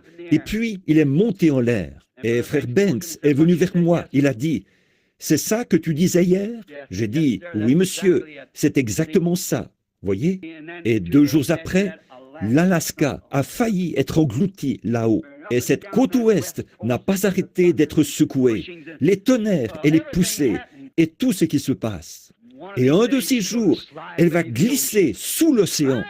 C'est vrai. Qu'est-ce que c'est ? Nous vivons à l'heure de la venue du Seigneur. Quand on voit s'élever des isthmes et toutes ces différentes choses, on sait qu'il doit y avoir une bonne réponse à ça. Il y a des gens là, dans le pays, maintenant, qui vont dans des cavernes et tout. Et le 16 mars, vous l'avez lu dans le journal, le Seigneur va revenir. Vous savez que c'est faux. Jésus a dit, aucun homme ne connaît la minute ou l'heure. Quand on voit toutes ces choses, et les choses qui se produisent comme elles le font, et il y a forcément la vraie réponse quelque part. Il doit y avoir une vérité. Il y a un est et un ouest, mais il y a un sud-est et nord-ouest ou quelque chose. Mais il y a forcément la vraie réponse quelque part au problème. Esquivez ça? Nous devons dire aux gens que nous vivons aux heures de la venue du Fils de Dieu. Nous voulons veiller et Dieu être en marche tout le temps, prêt à donner à un homme une réponse juste. Ça a toujours été comme ça. C'est dans l'homme. Il s'est esquivé et il s'est éloigné de Dieu depuis Adam dans le jardin d'Éden. Quand Adam était dans le jardin d'Éden, quand il s'est trouvé devant la responsabilité de faire son choix, est-ce qu'il resterait avec Dieu ou est-ce qu'il irait avec sa femme? Il a dû faire ça. La responsabilité lui revenait. Il devait prendre soit ce que sa femme disait, soit ce que Dieu disait. Et quand il a choisi de suivre la voie de sa femme, et quand il a fait ça, alors il a perdu sa condition originelle. Et il a soumis le monde entier à la mort. Quand il a dû prendre la responsabilité, ou soit d'accepter une lumière nouvelle que sa femme avait trouvée, qui était contraire. Oh Dieu, pensez-y! Dieu leur avait seulement donné environ 8 ou 10 mois à garder. Mais de cet arbre-là, tu n'en mangeras pas. C'est tout ce qu'ils avaient à garder. Et même avec juste ça comme parole, ils l'ont transgressé. Alors Adam a dû faire face. Est-ce que je vais faire ce que ma femme m'a dit de faire? Ou est-ce que je vais faire ce que Dieu m'a dit de faire? Et il s'est éloigné, les yeux ouverts. Il devait prendre la responsabilité. Ça a précipité la race humaine tout entière dans la mort. Alors, cet autre Adam est venu, qui était Christ. Il n'y a jamais eu quelqu'un comme lui. Quelqu'un dire qu'il n'était pas Dieu, son caractère unique a prouvé qu'il était Dieu. Il n'y a jamais eu une créature qui a vécu comme lui. Il vivait dans un monde à lui. Il est né en dehors du domaine naturel. Alléluia! Il est le Créateur lui-même fait chair. Qui aurait jamais pu se tenir où il s'est tenu? Qui a jamais parlé comme lui? Qui aurait jamais pu dire les choses qu'il a dites? Qui aurait jamais pu faire les choses qu'il a faites? Son caractère unique a prouvé qu'il était Dieu. Il n'y a aucun prophète ou quoi que ce soit d'autre qui aurait pu faire ce qu'il a fait, qui aurait pu appeler les morts à sortir de la tombe, qui aurait pu arrêter le ciel et faire tout ce qu'il voulait. Il était Dieu. Qui aurait jamais pu prendre sa place? Qui pouvait-il être d'autre que ce Dieu parfait, immortel, qui a été fait chair et qui a habité parmi nous? Il n'y a jamais rien eu qui lui soit comparable. Il vivait dans un monde à lui. Aucun homme n'a jamais parlé comme lui. Dès qu'il ouvrait la bouche, il y avait quelque chose là qui était différent de n'importe qui d'autre. Quelqu'un a dit qu'il était seulement un homme ordinaire. Je proteste. Il était Dieu. Voilà ce qu'il était. Car aucun homme n'a jamais parlé comme lui. Aucun homme n'aurait pu parler comme lui. Parce qu'il était la parole vivante elle-même, faite chair, la manifestation de la plénitude de Dieu. Je l'admets, les prophètes avaient leur message. Ils l'avaient à l'époque, ils l'ont aujourd'hui. Mais là, il y avait dans son corps la plénitude de la divinité manifestée là. Il était l'unique. Et c'est lui qui a dû affronter la question. Avec toute la puissance qu'il avait, il aurait tout à fait pu être le roi du monde. Il le sera. Et pour ses saints, il l'est déjà. Il s'est tenu là. Quel homme aurait été pauvre, n'aurait pas eu d'endroit où reposer sa tête, alors qu'il savait même où se trouvait un poisson qui avait avalé une pièce de monnaie? Quel homme aurait pu prendre ces grandes cruches d'eau et les transformer en vin et ne pas avoir d'endroit où reposer sa tête? Il a dû assumer les responsabilités qui lui avaient été confiées. Quel homme aurait pu ressusciter de la tombe un homme qui était mort depuis 4 jours et qui était en train de pourrir? Est-ce qu'il n'aurait pas pu se sauver lui-même? Bien sûr qu'il aurait pu.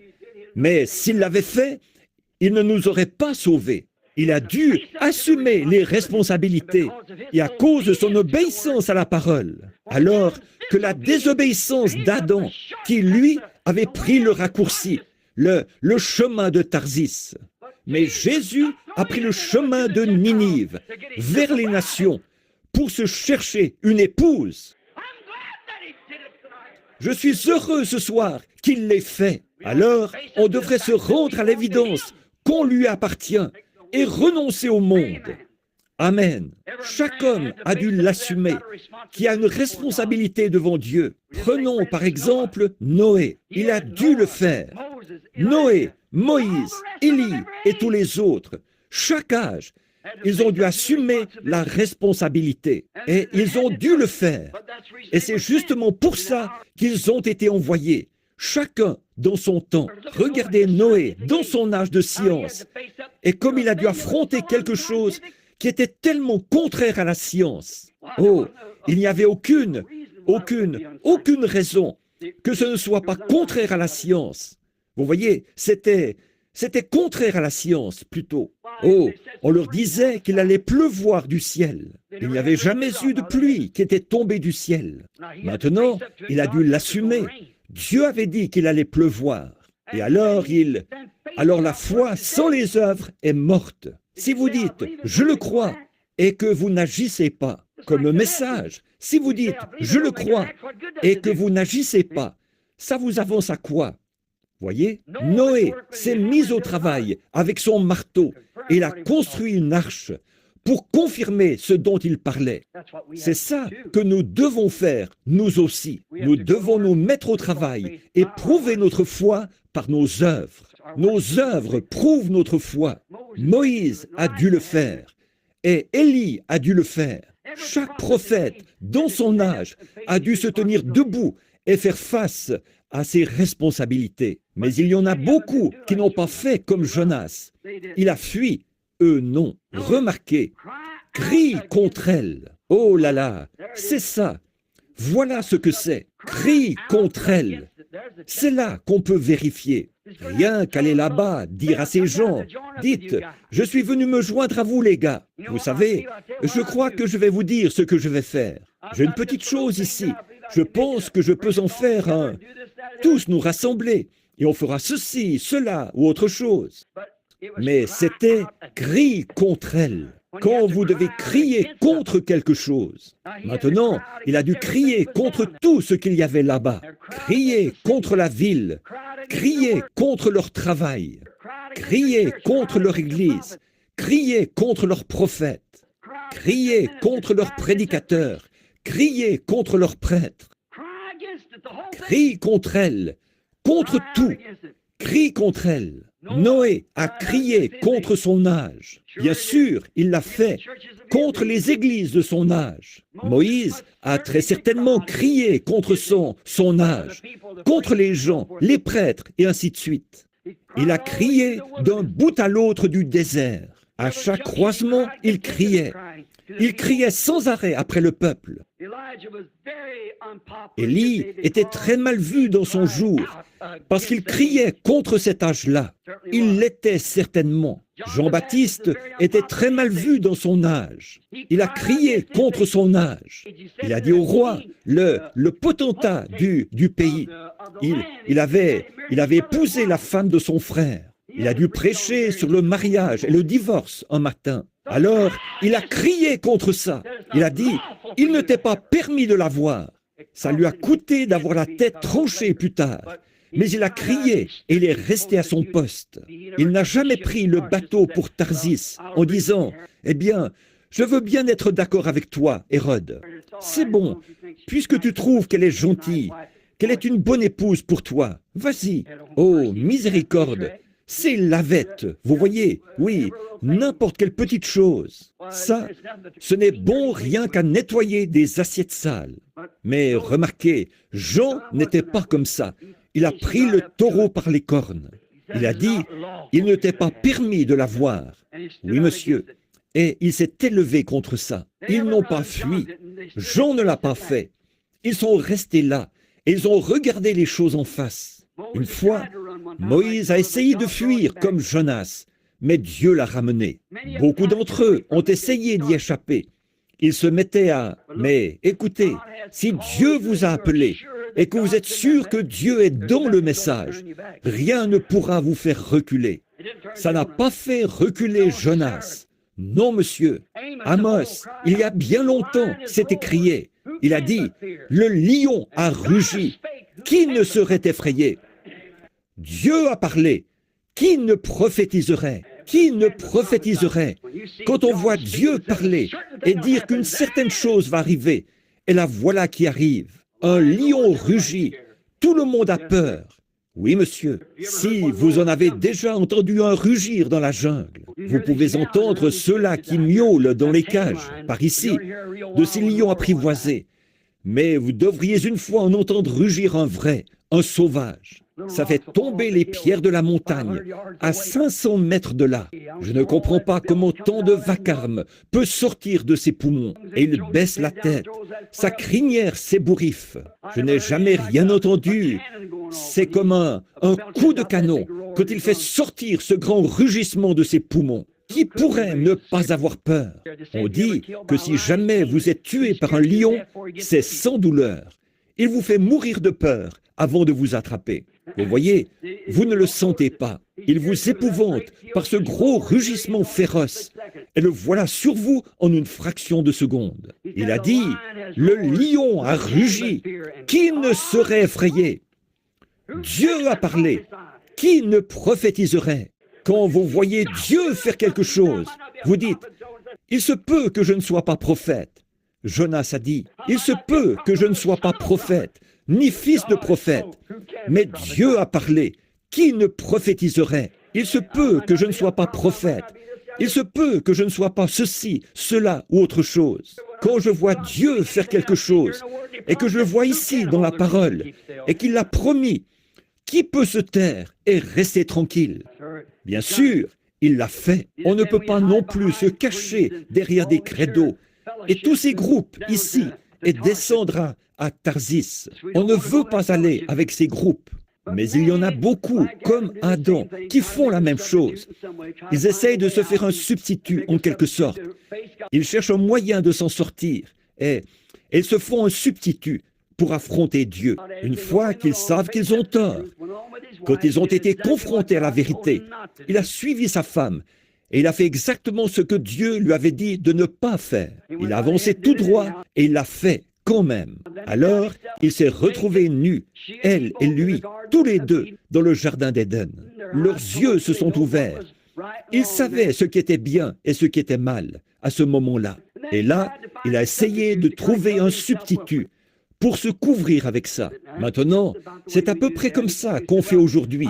Une excuse. On dit, eh bien, je vais te dire, si c'était ici, ou si ceci, ou si, c'est comme, voyez, mais vous devez faire face à la chose. Ou bien c'est juste, ou bien c'est faux. Et si c'est juste, qu'on s'en tienne à ça. Si c'est faux, qu'on s'en éloigne. C'est tout. Prenez ce qui... Trouvez ce qui est juste. Pas question d'attendre plus longtemps. Trouvons tout de suite ce qui est la vérité et ce qui est juste. Et qu'on s'en tienne à ça. Nous savons que c'est vrai. Maintenant, nous trouvons aujourd'hui que les gens sont tellement... On dirait qu'il n'y a plus aucune sincérité dans les églises. Là-bas, on habite dans la maison d'une précieuse sœur qui vient à l'église ici. Elle est probablement assise ici ce soir. Et elle la loue assez aux gens. Et elle a été vraiment très gentille avec nous pour cette maison, de nous laisser avoir la maison. Alors, je mentionnerai bien son nom, mais elle ne voudrait peut-être pas que je le fasse. Et elle a été si gentille avec nous.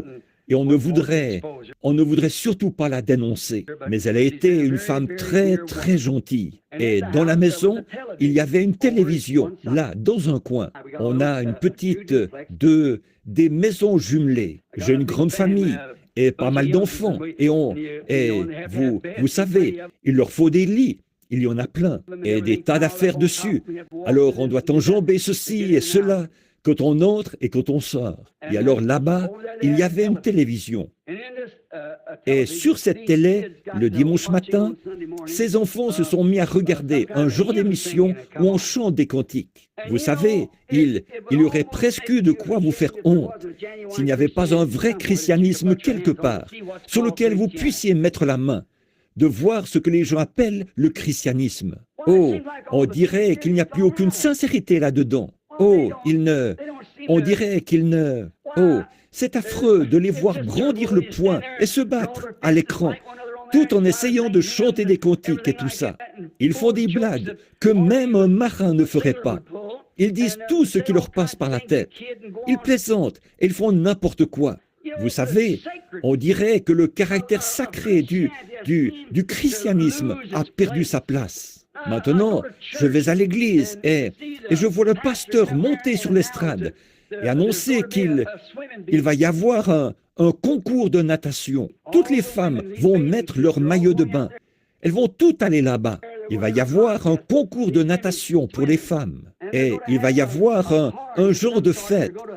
On va faire plein de poulets frits et jouer au loto et des tas de choses comme ça. À mon avis, ça enlève la vraie sincérité du christianisme. On se permet n'importe quoi.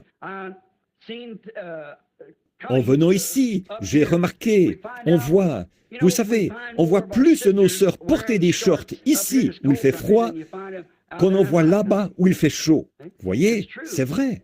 Là-bas où il fait vraiment chaud, il n'y en a pas tellement qui en portent. Mais ici où il fait froid, elles le font. Vous voyez, elles ne se rendent pas compte que c'est le diable qui fait ça.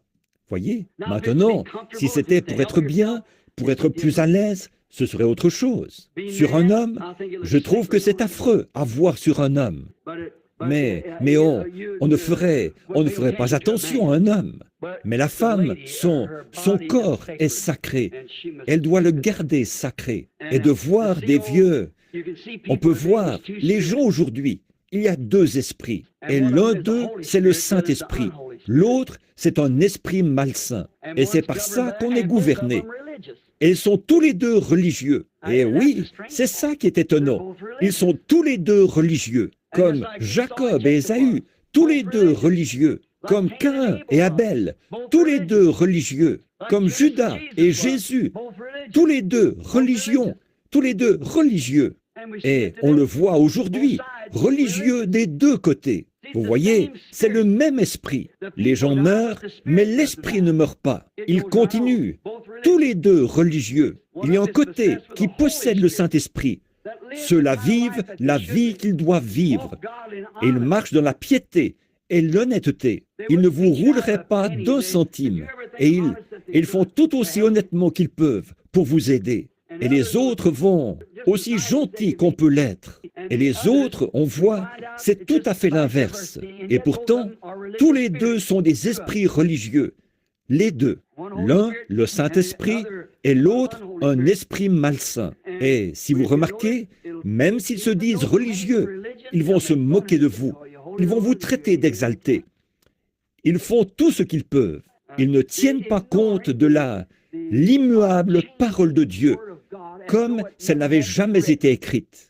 Voyez, vous avez beau dire, bon, écoutez, si le baptême, mais j'ai le Saint-Esprit, et vous êtes là, un cigare à la main, en train de fumer. Oui, j'ai le Saint-Esprit. Moi, je ne pense pas que ce soit mal de prendre un petit verre. Moi, je ne pense pas que... Voyez, et vous avez remarqué, moi, je ne pense pas. Mais Dieu, lui, il pense autrement, vous voyez, d'après sa parole. Voyez, et ce qu'ils font, en fait, c'est qu'ils crachent dessus. C'est tout à fait ça. Tout comme ce type-là, cet infirme qui est arrivé en rampant cette fois-là. Quand David était excommunié de son trône, il montait la montagne des Oliviers. Il s'en allait en pleurant alors qu'il montait. Il regardait en arrière. Et ce type-là est sorti en se traînant, là. Et il lui crachait dessus. Et le garde, là, a dit... Je laisserai la tête de ce chien sur lui, qui crache sur mon roi. David a dit, laisse-le. Voyez, ils lui ont craché dessus. À peu près 800 ans plus tard, ils ont aussi craché sur son fils, Jésus-Christ. Et aujourd'hui, ils crachent encore dessus, comme si ce n'était... Ils n'ont aucun respect. Ils s'en fichent. Ils haussent les épaules et ils s'en vont. Et ils vous rient au nez. Pourquoi ? Ils sont sur un bateau pour Tarsis. C'est cet appel à Dieu. Vous devez crier contre le mal, crier contre le péché, crier contre ce qui est faux. Maintenant, souvenez-vous, ce sera, dites donc, l'heure. Vous savez, j'ai 2 heures de décalage. À Tucson, il est seulement 19h10. Et je commence à ne plus trop être à ma place ici. Bon, maintenant souvenez-vous qu'on devra en répondre. Souvenez-vous, ceux qui crachent sur Christ vont en répondre. Quand David est revenu de son exil, quand il avait fui, quand il est revenu, souvenez-vous que ce type-là s'est jeté face contre terre et il a imploré sa miséricorde. Il avait craché sur David quand il sortait, mais il aurait été prêt à baigner ses pieds de larmes quand il est revenu. Et un jour, ceux qui ont percé Jésus le verront, et ceux qui le percent aujourd'hui le verront aussi. Un jour, ça les rattrapera. Souvenez-vous, Apocalypse 22, il exige de nous que nous gardions chaque parole qu'il a écrite, chaque parole. Maintenant, nous savons que sa présence est ici. C'est confirmé, nous l'avons. Et nous sommes confiants que ce sera encore confirmé parmi nous cette semaine, que les malades seront guéris et que de grandes choses vont se passer. Nous ne voulons pas l'opinion populaire, nous voulons la vérité. Et nous ne voulons pas accepter autre chose que ce que Dieu a dit qui est la vérité. Mais sachez que vos péchés vous atteindront toujours. S'ils ne le font pas ici, ils vous auront au jugement. Alors quelque part, ça vous rattrapera. Oh oui, mais si vous êtes un vrai chrétien, vraiment appelé, comme Jonas, alors Dieu a déjà payé le prix de votre voyage. Descendez donc de ce bateau pour Tarsis. Dieu vous a prédestiné à cette vie. Oui, monsieur, si vous êtes un vrai enfant de Dieu appelé, venez à Christ, entrez dans sa plénitude. Votre voyage est payé vers où? Il est payé vers Ninive, pas vers Tarsis. Vous êtes prédestinés. Votre bateau, il y a un bateau qui part à l'instant même. Il se met en route. Alors, la seule chose à faire, c'est d'embarquer. Et si vous étiez comme Dieu, vous ne pourrez jamais trouver la paix. C'est comme mon neveu tout à l'heure. Ça fait à peu près 10 ans maintenant qu'il erre à droite et à gauche. Des fois, le matin, il va à cette église catholique là-bas. Et il prend celle-là à cause de ce que dit un Saint-Père là-bas. Et puis, un autre par-ci et un autre par-là. Et qu'est-ce qu'il y gagne au bout du compte? Voyez? Et maintenant, il a encore faim et soif. Je lui ai dit, mon garçon, ta place, c'est là-bas, à l'autel. Voyez? Il n'y a pas moyen d'y échapper. Quand Dieu est à vos trousses, vous faites mieux d'abandonner la partie et d'y aller. C'est tout. Souvenez-vous, Dieu, eh bien, Dieu était dans le bateau, Dieu était dans la tempête, Dieu était dans le poisson. Partout où il allait, Dieu était là. Voyez, Dieu est là. Et ça n'arrêtera pas de vous poursuivre. Alors pourquoi attendre plus longtemps? Commençons ce réveil comme il faut. C'est ça. Qu'est-ce que vous attendez? Nous croyons que la venue du Seigneur est proche et qu'il aura une épouse et qu'elle sera prête. Nous ne voulons pas de bateau pour des Tarsis. Nous allons à Ninive. Nous allons dans la gloire. Amen. C'est vrai. Nous allons là où Dieu va bénir. Et c'est ce que nous voulons faire. Rester dans la présence de Dieu. Alors, avec nos cœurs, pas tellement nos mains, mais nos cœurs devant Dieu, jusqu'à ce qu'il nous ait imprégnés et réimprégnés, comme ça, des rayons de sa gloire, et qu'il ait cuit en nous sa bonté, et qu'il ait fait mûrir ce que nous avons pour que ça devienne une réalité. Voyez-vous? Et qu'alors nous puissions montrer à d'autres que Jésus-Christ est vivant. Oh là là! Nous voulons croire ça. Et souvenez-vous, partout où Jonas allait, Dieu était dans le bateau, Dieu était dans la tempête, Dieu était dans le poisson. Il a continué à suivre Jonas jusqu'à ce que sa volonté parfaite se fasse. C'est vrai. Et si jamais il est à vos trousses, vous pouvez vous esquiver par-ci et vous esquiver par-là, mais vous serez malheureux tant que vous ne reviendrez pas faire la chose que vous aviez commencé à faire pour lui au départ. Voyez, n'allez pas fuir la présence de Dieu. Regardez les choses en face. Si vous croyez que c'est la vérité, alors, si c'est la vérité, ça vaut la peine de vivre pour elle, de mourir pour elle, et tout le reste. Et si jamais il vous a confirmé que c'est la vérité, alors pas moyen de fuir nulle part. Il sera là de toute façon. Vous ne pouvez pas le faire. Par le prophète auquel il avait pourvu, celui qu'il avait établi pour aller là-bas apporter ce message. Bon, on pourrait penser qu'il aurait pu envoyer un autre prophète, mais c'est Jonas qui l'avait établi pour ça. Et même Élie n'aurait pas fait l'affaire. Jérémie n'aurait pas fait l'affaire.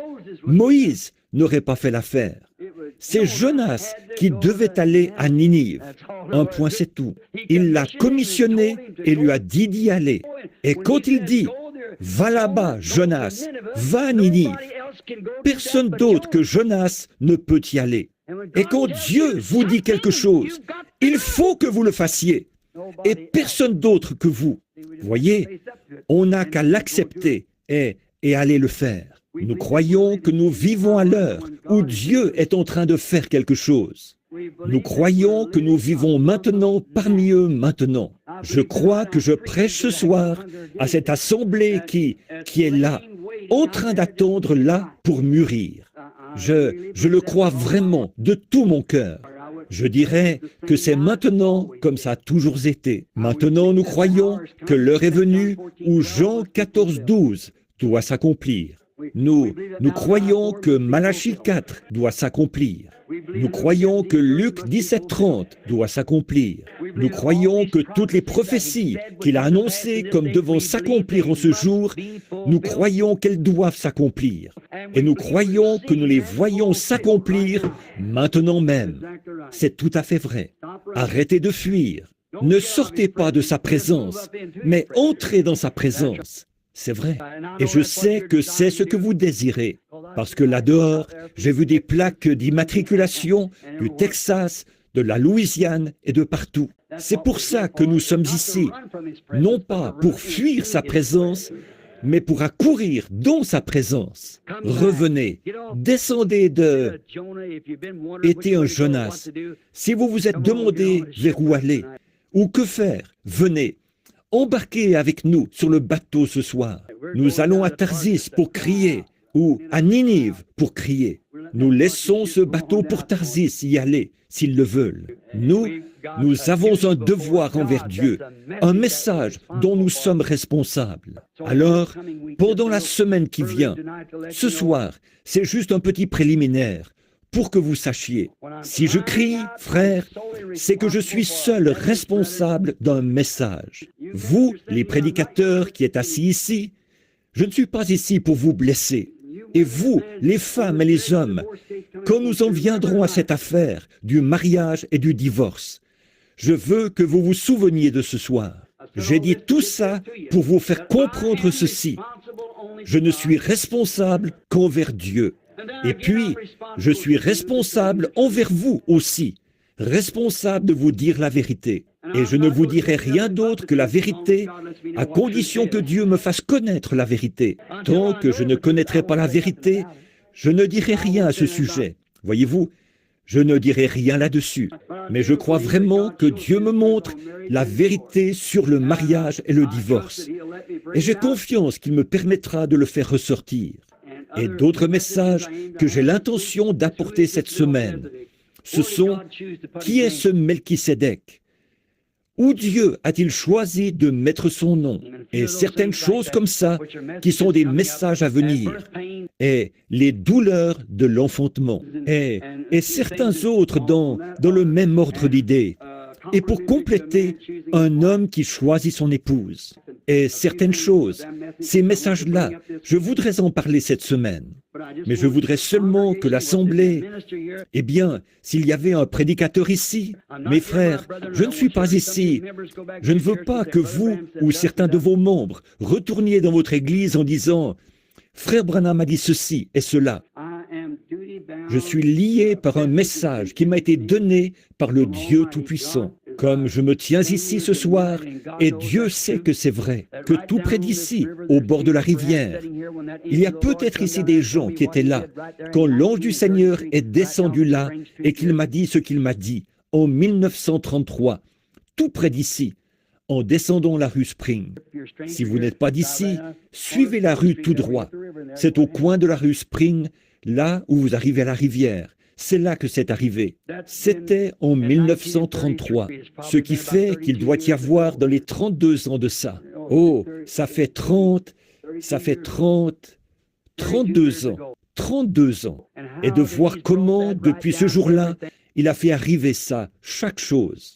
On est sorti pour apporter le message. Et on a vu les malades guéris, les aveugles et les infirmes, et les boiteux et les estropiés et tout. Et on a même vu des morts dont le décès avait été constaté, être ressuscités d'entre les morts. Des gens mourir et être ramenés à la vie, et toutes ces choses. Si un message est proclamé, il y a des signes et des prodiges. Et on verrait encore cette même école de pensée là qu'on avait. Ça ne venait pas de Dieu. Dieu n'a pas besoin de... Dieu cherche à attirer votre attention sur quelque chose. Et alors, quand Jésus est sorti, il s'est mis à guérir les malades, à faire des grandes œuvres et tout. Il a toujours... Jésus l'a fait. Et Moïse et Jésus l'ont fait. Et les autres aussi. Et quand il était ici, il l'a fait.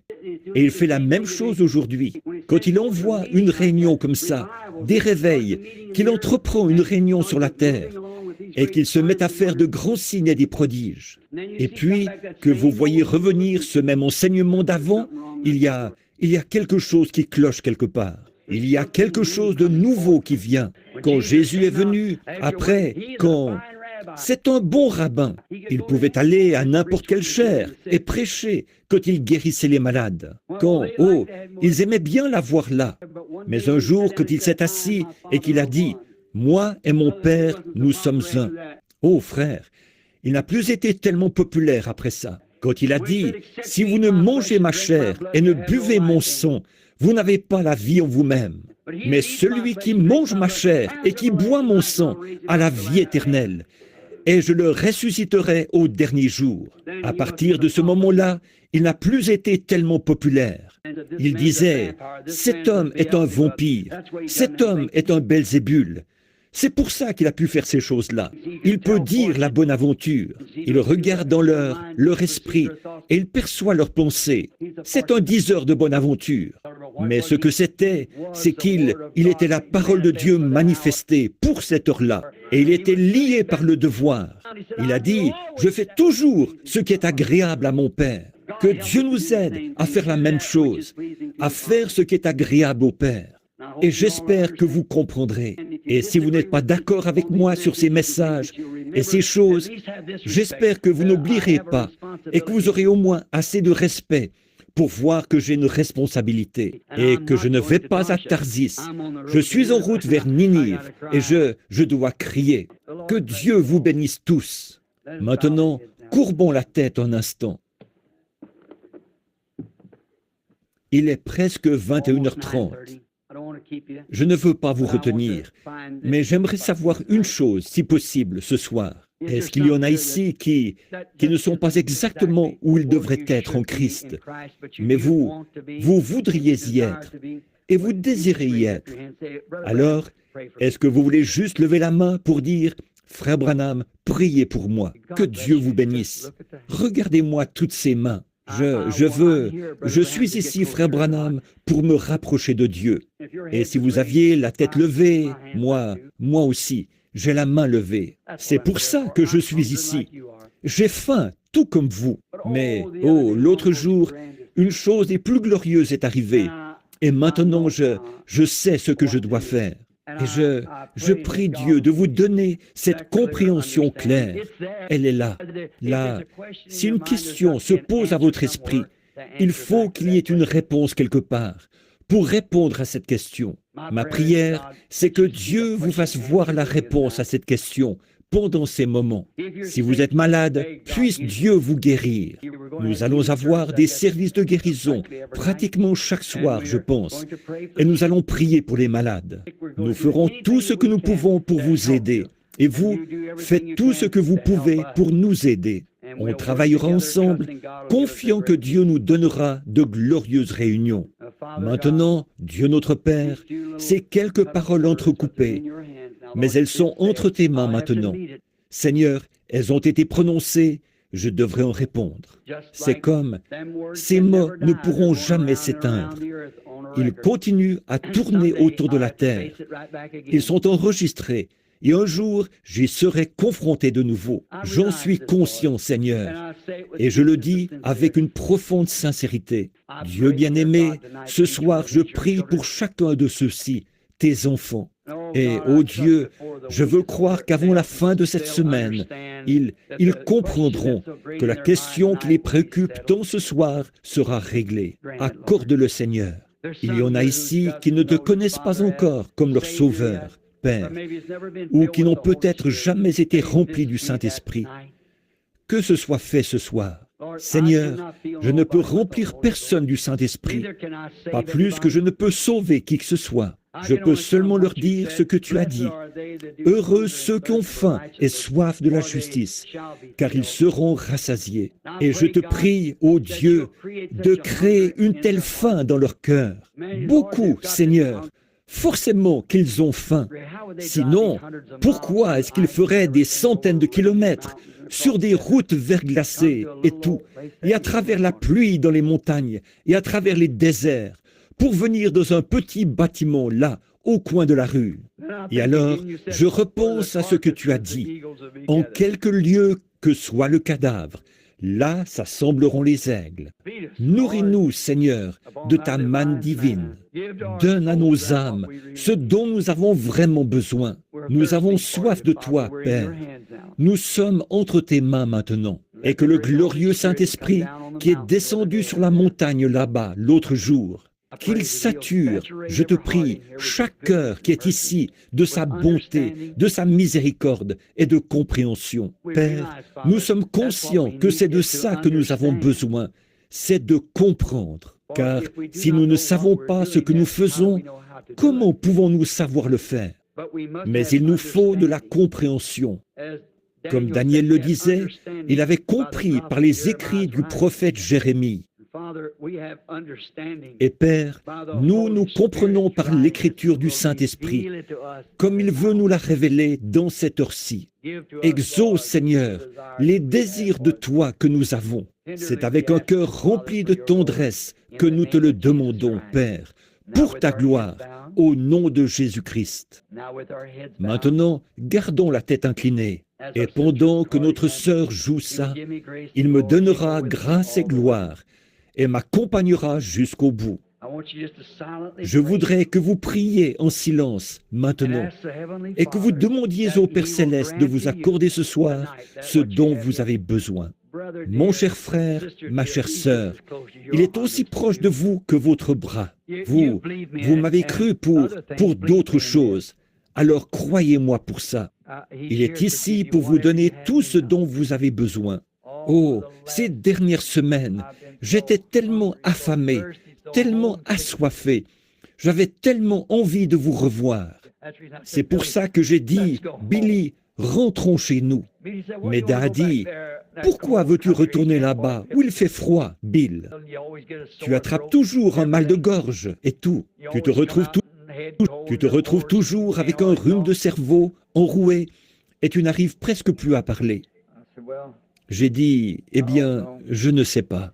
Je lui ai dit, je vois mon ami Charlie Cox assis là-bas.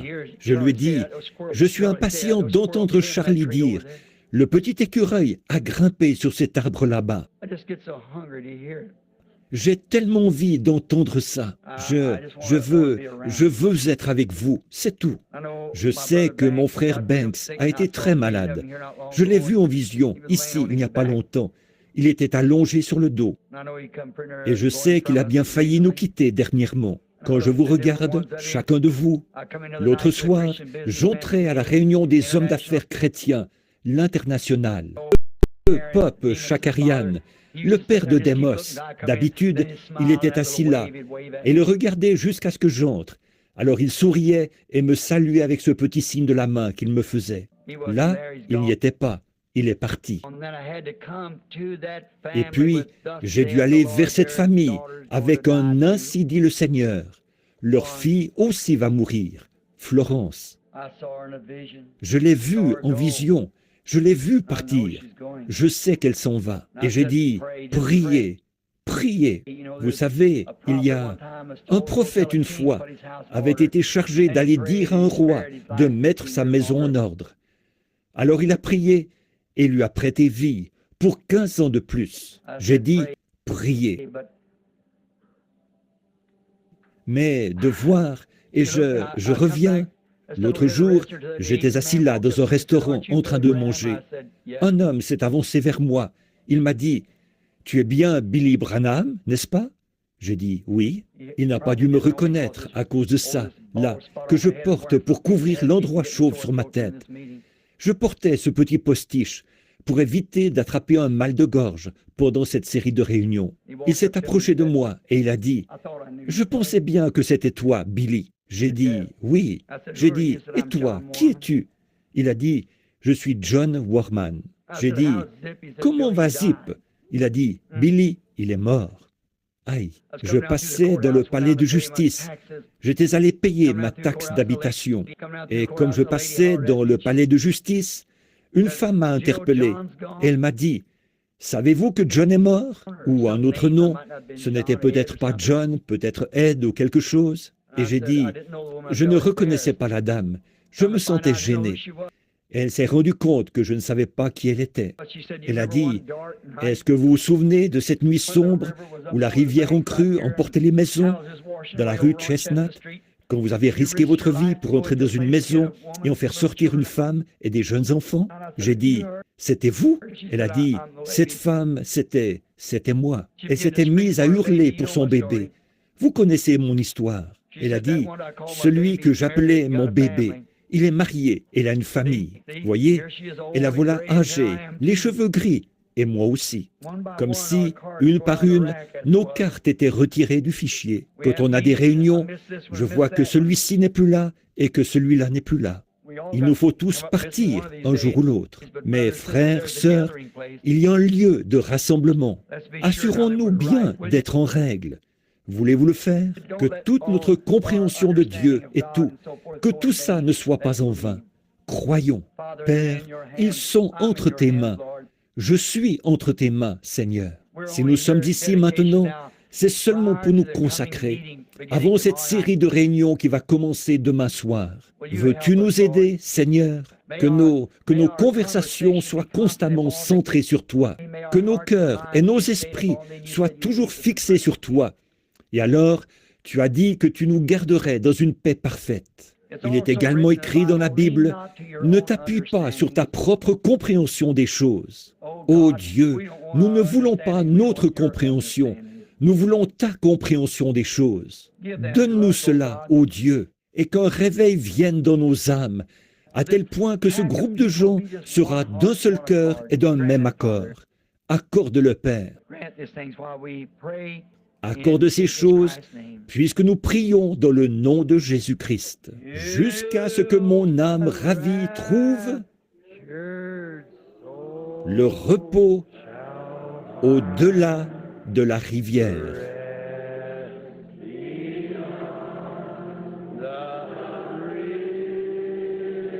Dans la croix,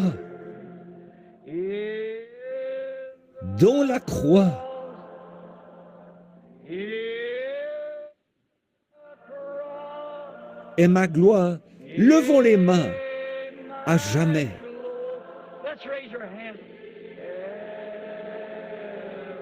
Jusqu'à ce que mon âme ravie trouve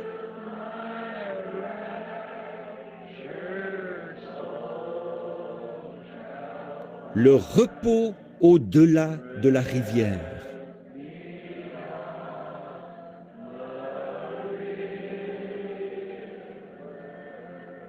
Jésus, garde-moi près de la croix.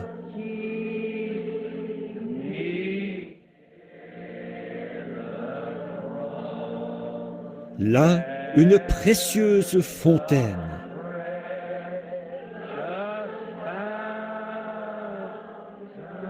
Gratuite. Oui, Seigneur, gratuite. Flot qui guérit. Coule de la fontaine du calvaire.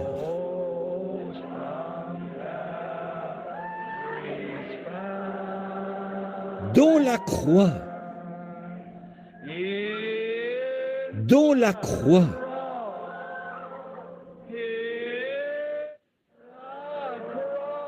est ma gloire à jamais.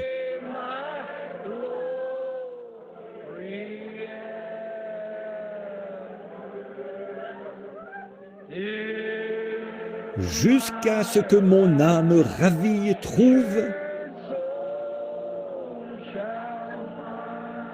le repos au-delà de la rivière.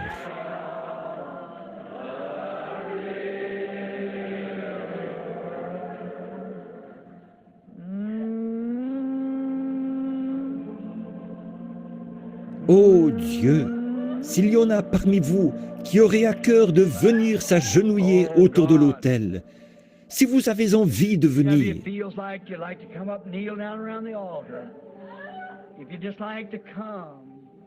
pour dire « Je ne suis pas où je devrais être, Seigneur.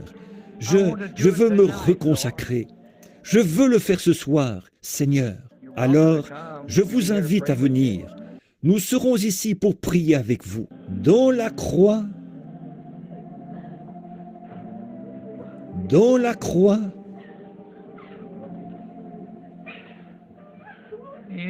oh, est ma gloire à jamais.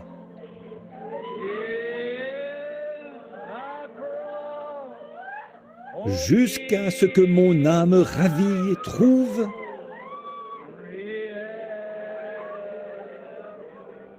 le repos au-delà de la rivière.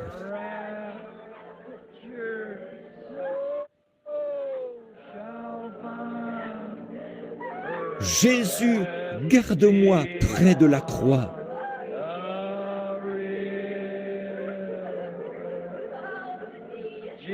Là, une précieuse fontaine.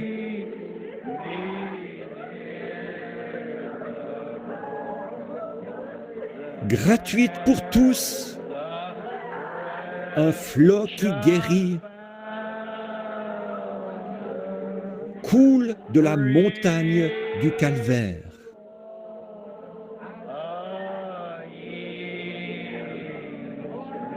Dans la croix,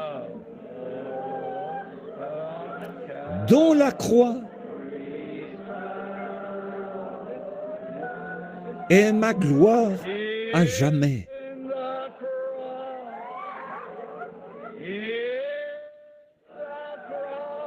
Jusqu'à ce que mon âme ravie trouve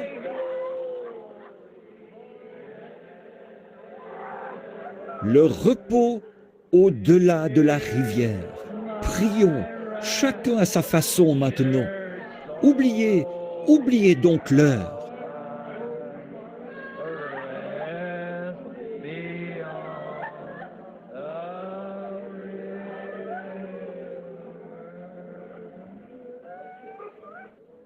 Let's just pray, each one in your own way now. Just forget time. Let's just bow our heads in His presence. Courbons simplement la tête. Il y a cette petite dame ici qui crie « Jésus, je t'aime ». Vous vous souvenez, quand vous avez été sauvé il y a bien des années, vous vous souvenez comme c'était doux pour vous? Il est tout aussi doux ce soir. Prions, chacun à sa façon maintenant. Consacrons-nous donc tous à Dieu. Consacrons-nous entièrement au Seigneur. Bien-aimé Seigneur Jésus, mon unique source de réconfort, plus que la vie pour moi. Qui ai-je sur terre d'autre que toi? Ou qui d'autre au ciel que toi? Dieu bien-aimé, nous prions maintenant que ta miséricorde et ta grâce soient envoyées sur chacun d'entre nous, Seigneur. Nous sommes ici autour de l'autel. Beaucoup n'ont pas pu venir jusqu'ici. Tu les rencontreras à leur place. Quoi que nous offrions, Seigneur, tu es prêt à l'accepter. Si nous t'offrons seulement notre temps, tu l'accepteras. Du talent, tu l'accepteras. Mais Seigneur Dieu, ce soir, nous allons plus loin que ça. Nous offrons tout ce que nous sommes, tout ce que je suis, tout ce que je peux m'attendre à être. Tout est en toi, Seigneur. Nous te prions de prendre nos prières, que voici, dans ton cœur, Seigneur, et de nous donner de la grande profondeur du Saint-Esprit, afin que nos vies soient changées. Car nous voyons que nous approchons de la fin maintenant. Ça ne peut plus être comme nous voyons jour après jour nos bien-aimés qui s'en vont, les jeunes comme les vieux. Nous savons bien que ça devra bientôt frapper à notre porte aussi. Et ce soir, Seigneur, pendant que nous sommes en possession de toutes nos facultés, assis ici, ou à genoux ici, ou debout ici, dans quelque position que nous soyons, reçois-nous, Seigneur Dieu. Prends-moi, Seigneur. Je ne suis rien, mais quoi que je sois, Seigneur, si tu peux arriver à te servir de moi, je me consacre à toi. Je prie, Dieu bien-aimé, pour chacun de ceux-ci, ces braves gens pour lesquels j'ai pleuré quand je me tenais là-bas dans les montagnes de l'Arizona. Voilà qu'ils sont ici, à genoux autour de l'autel ce soir, avec nous, en train de prier, de consacrer nos vies. Nous t'aimons, Père, plus que notre propre vie. Nous t'aimons plus que notre famille. Nous t'aimons plus que femmes, enfants, père, mère, sœurs, frères, mari, femme. Nous t'aimons, Seigneur Jésus. Fais en sorte que ça devienne une telle réalité dans nos cœurs, Seigneur. Répands une huile de joie dans nos âmes cette semaine, Seigneur. Donne-nous un bain, un lavage de la parole, par l'eau de la parole, en distribuant à chacun de nous la vérité. Il y en a beaucoup ici ce soir, Seigneur, et beaucoup aussi qui viendront, qui sont dans la confusion sur ces sujets vitaux. Ô Dieu, ouvre dans la maison de Dieu cette source qui est là pour nous purifier. Je te prie, ô Dieu, de nous laver et de nous purifier dans ton sang et de faire de nous de nouvelles créatures. Et donne-nous la grâce et la force d'apporter la parole de vérité dans sa révélation divine de l'être de Jésus-Christ. Qu'il apparaisse devant nous, Seigneur, qu'il vienne guérir nos maladies, pardonner nos péchés, remplir nos cœurs affamés de la bonne nouvelle, qui sera le sujet d'une grande joie, l'évangile manifesté dans nos vies.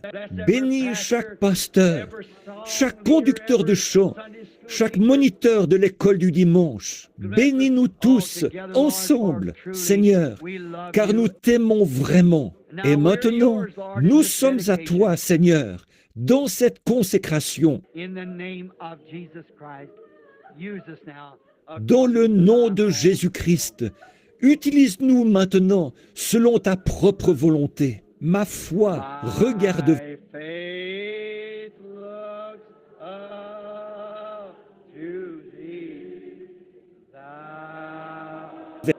Vous aimez ça? Chantons-le encore.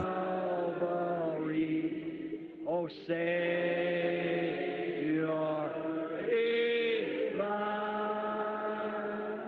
now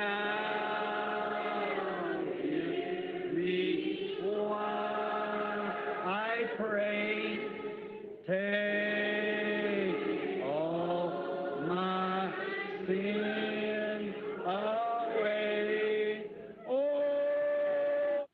let me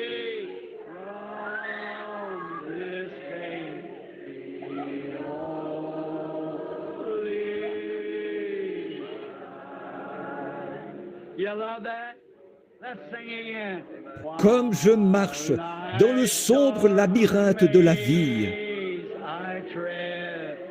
et que les chagrins autour de moi se multiplient, toi, sois mon guide.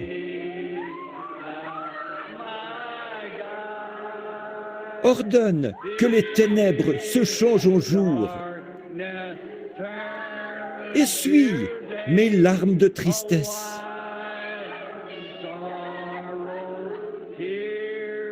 Et que jamais je ne m'égare. Loin de toi. Est-ce que vous ne vous sentez pas bien avec ça?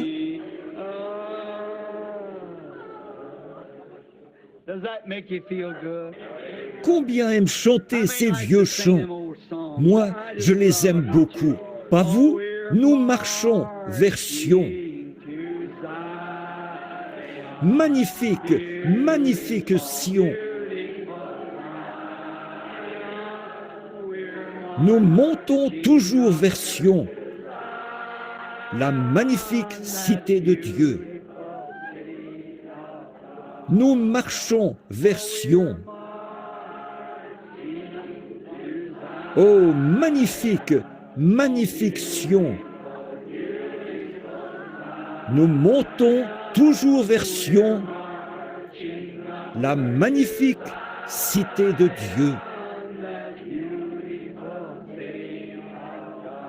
Venons, nous qui aimons le Seigneur, faisons connaître nos joies. Chantons ensemble d'un même cœur.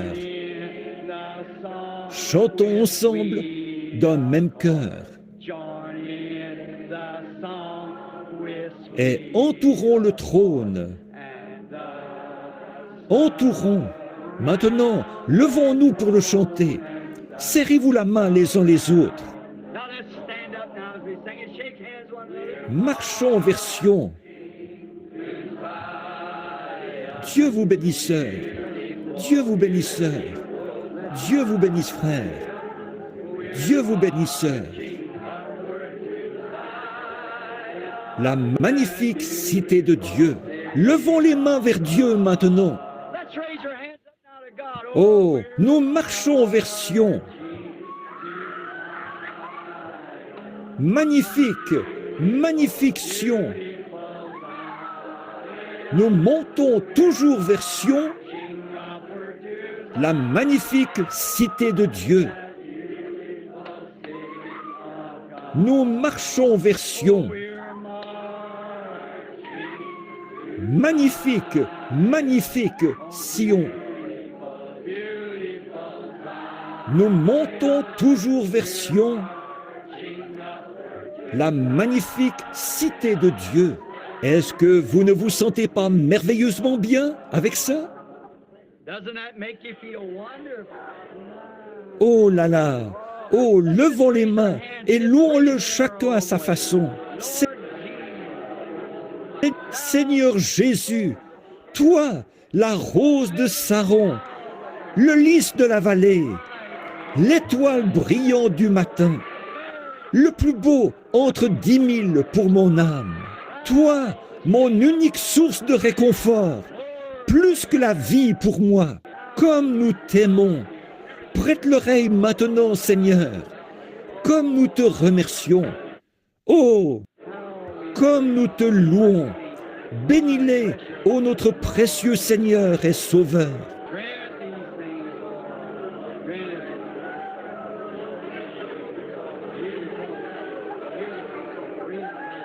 Accorde ces choses, Seigneur, accorde-le près de la croix. Et ma gloire à jamais. Jusqu'à ce que mon âme ravie trouve le repos au-delà de la rivière. Je ne sais pas pourquoi, mais j'ai l'impression il y a quelque chose qui est juste devant nous. Maintenant, souvenez-vous, je crois que je suis en train de prophétiser. De grandes joies nous attendent. Croyez-le, c'est vrai. Beaucoup de cœurs attristés de grands mystères seront éclaircis. Et la tristesse des gens se changera en joie. Près de la croix. Dans la croix. Et ma gloire à jamais.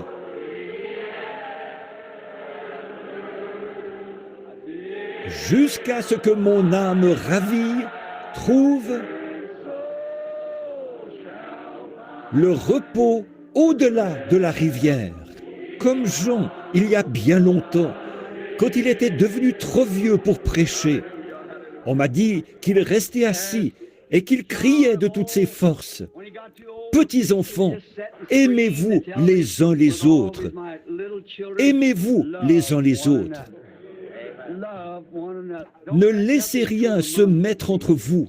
Voyez, ne laissez rien de tel s'approcher de... Oui, peu importe de quoi il peut s'agir, assumez-le. Nous sommes en route vers Ninive. Voyez, n'embarquez pas sur ce vieux bateau pour Tarsis, où vous n'êtes plus en communion. Avançons vers le flot des bénédictions de Dieu. Je crois que nous en aurons. Je crois notre Père.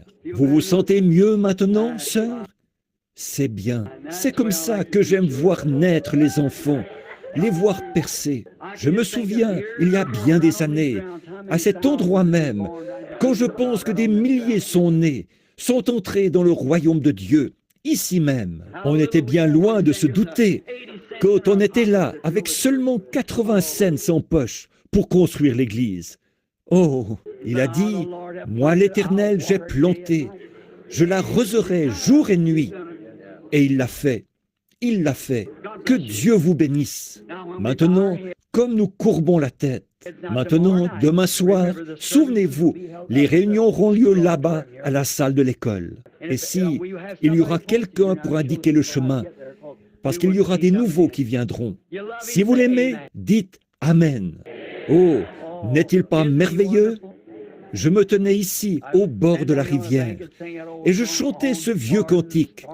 Au bord du Jourdain, je me tiens. Pensez donc, il y a 30 ans de ça, 33 ans de ça.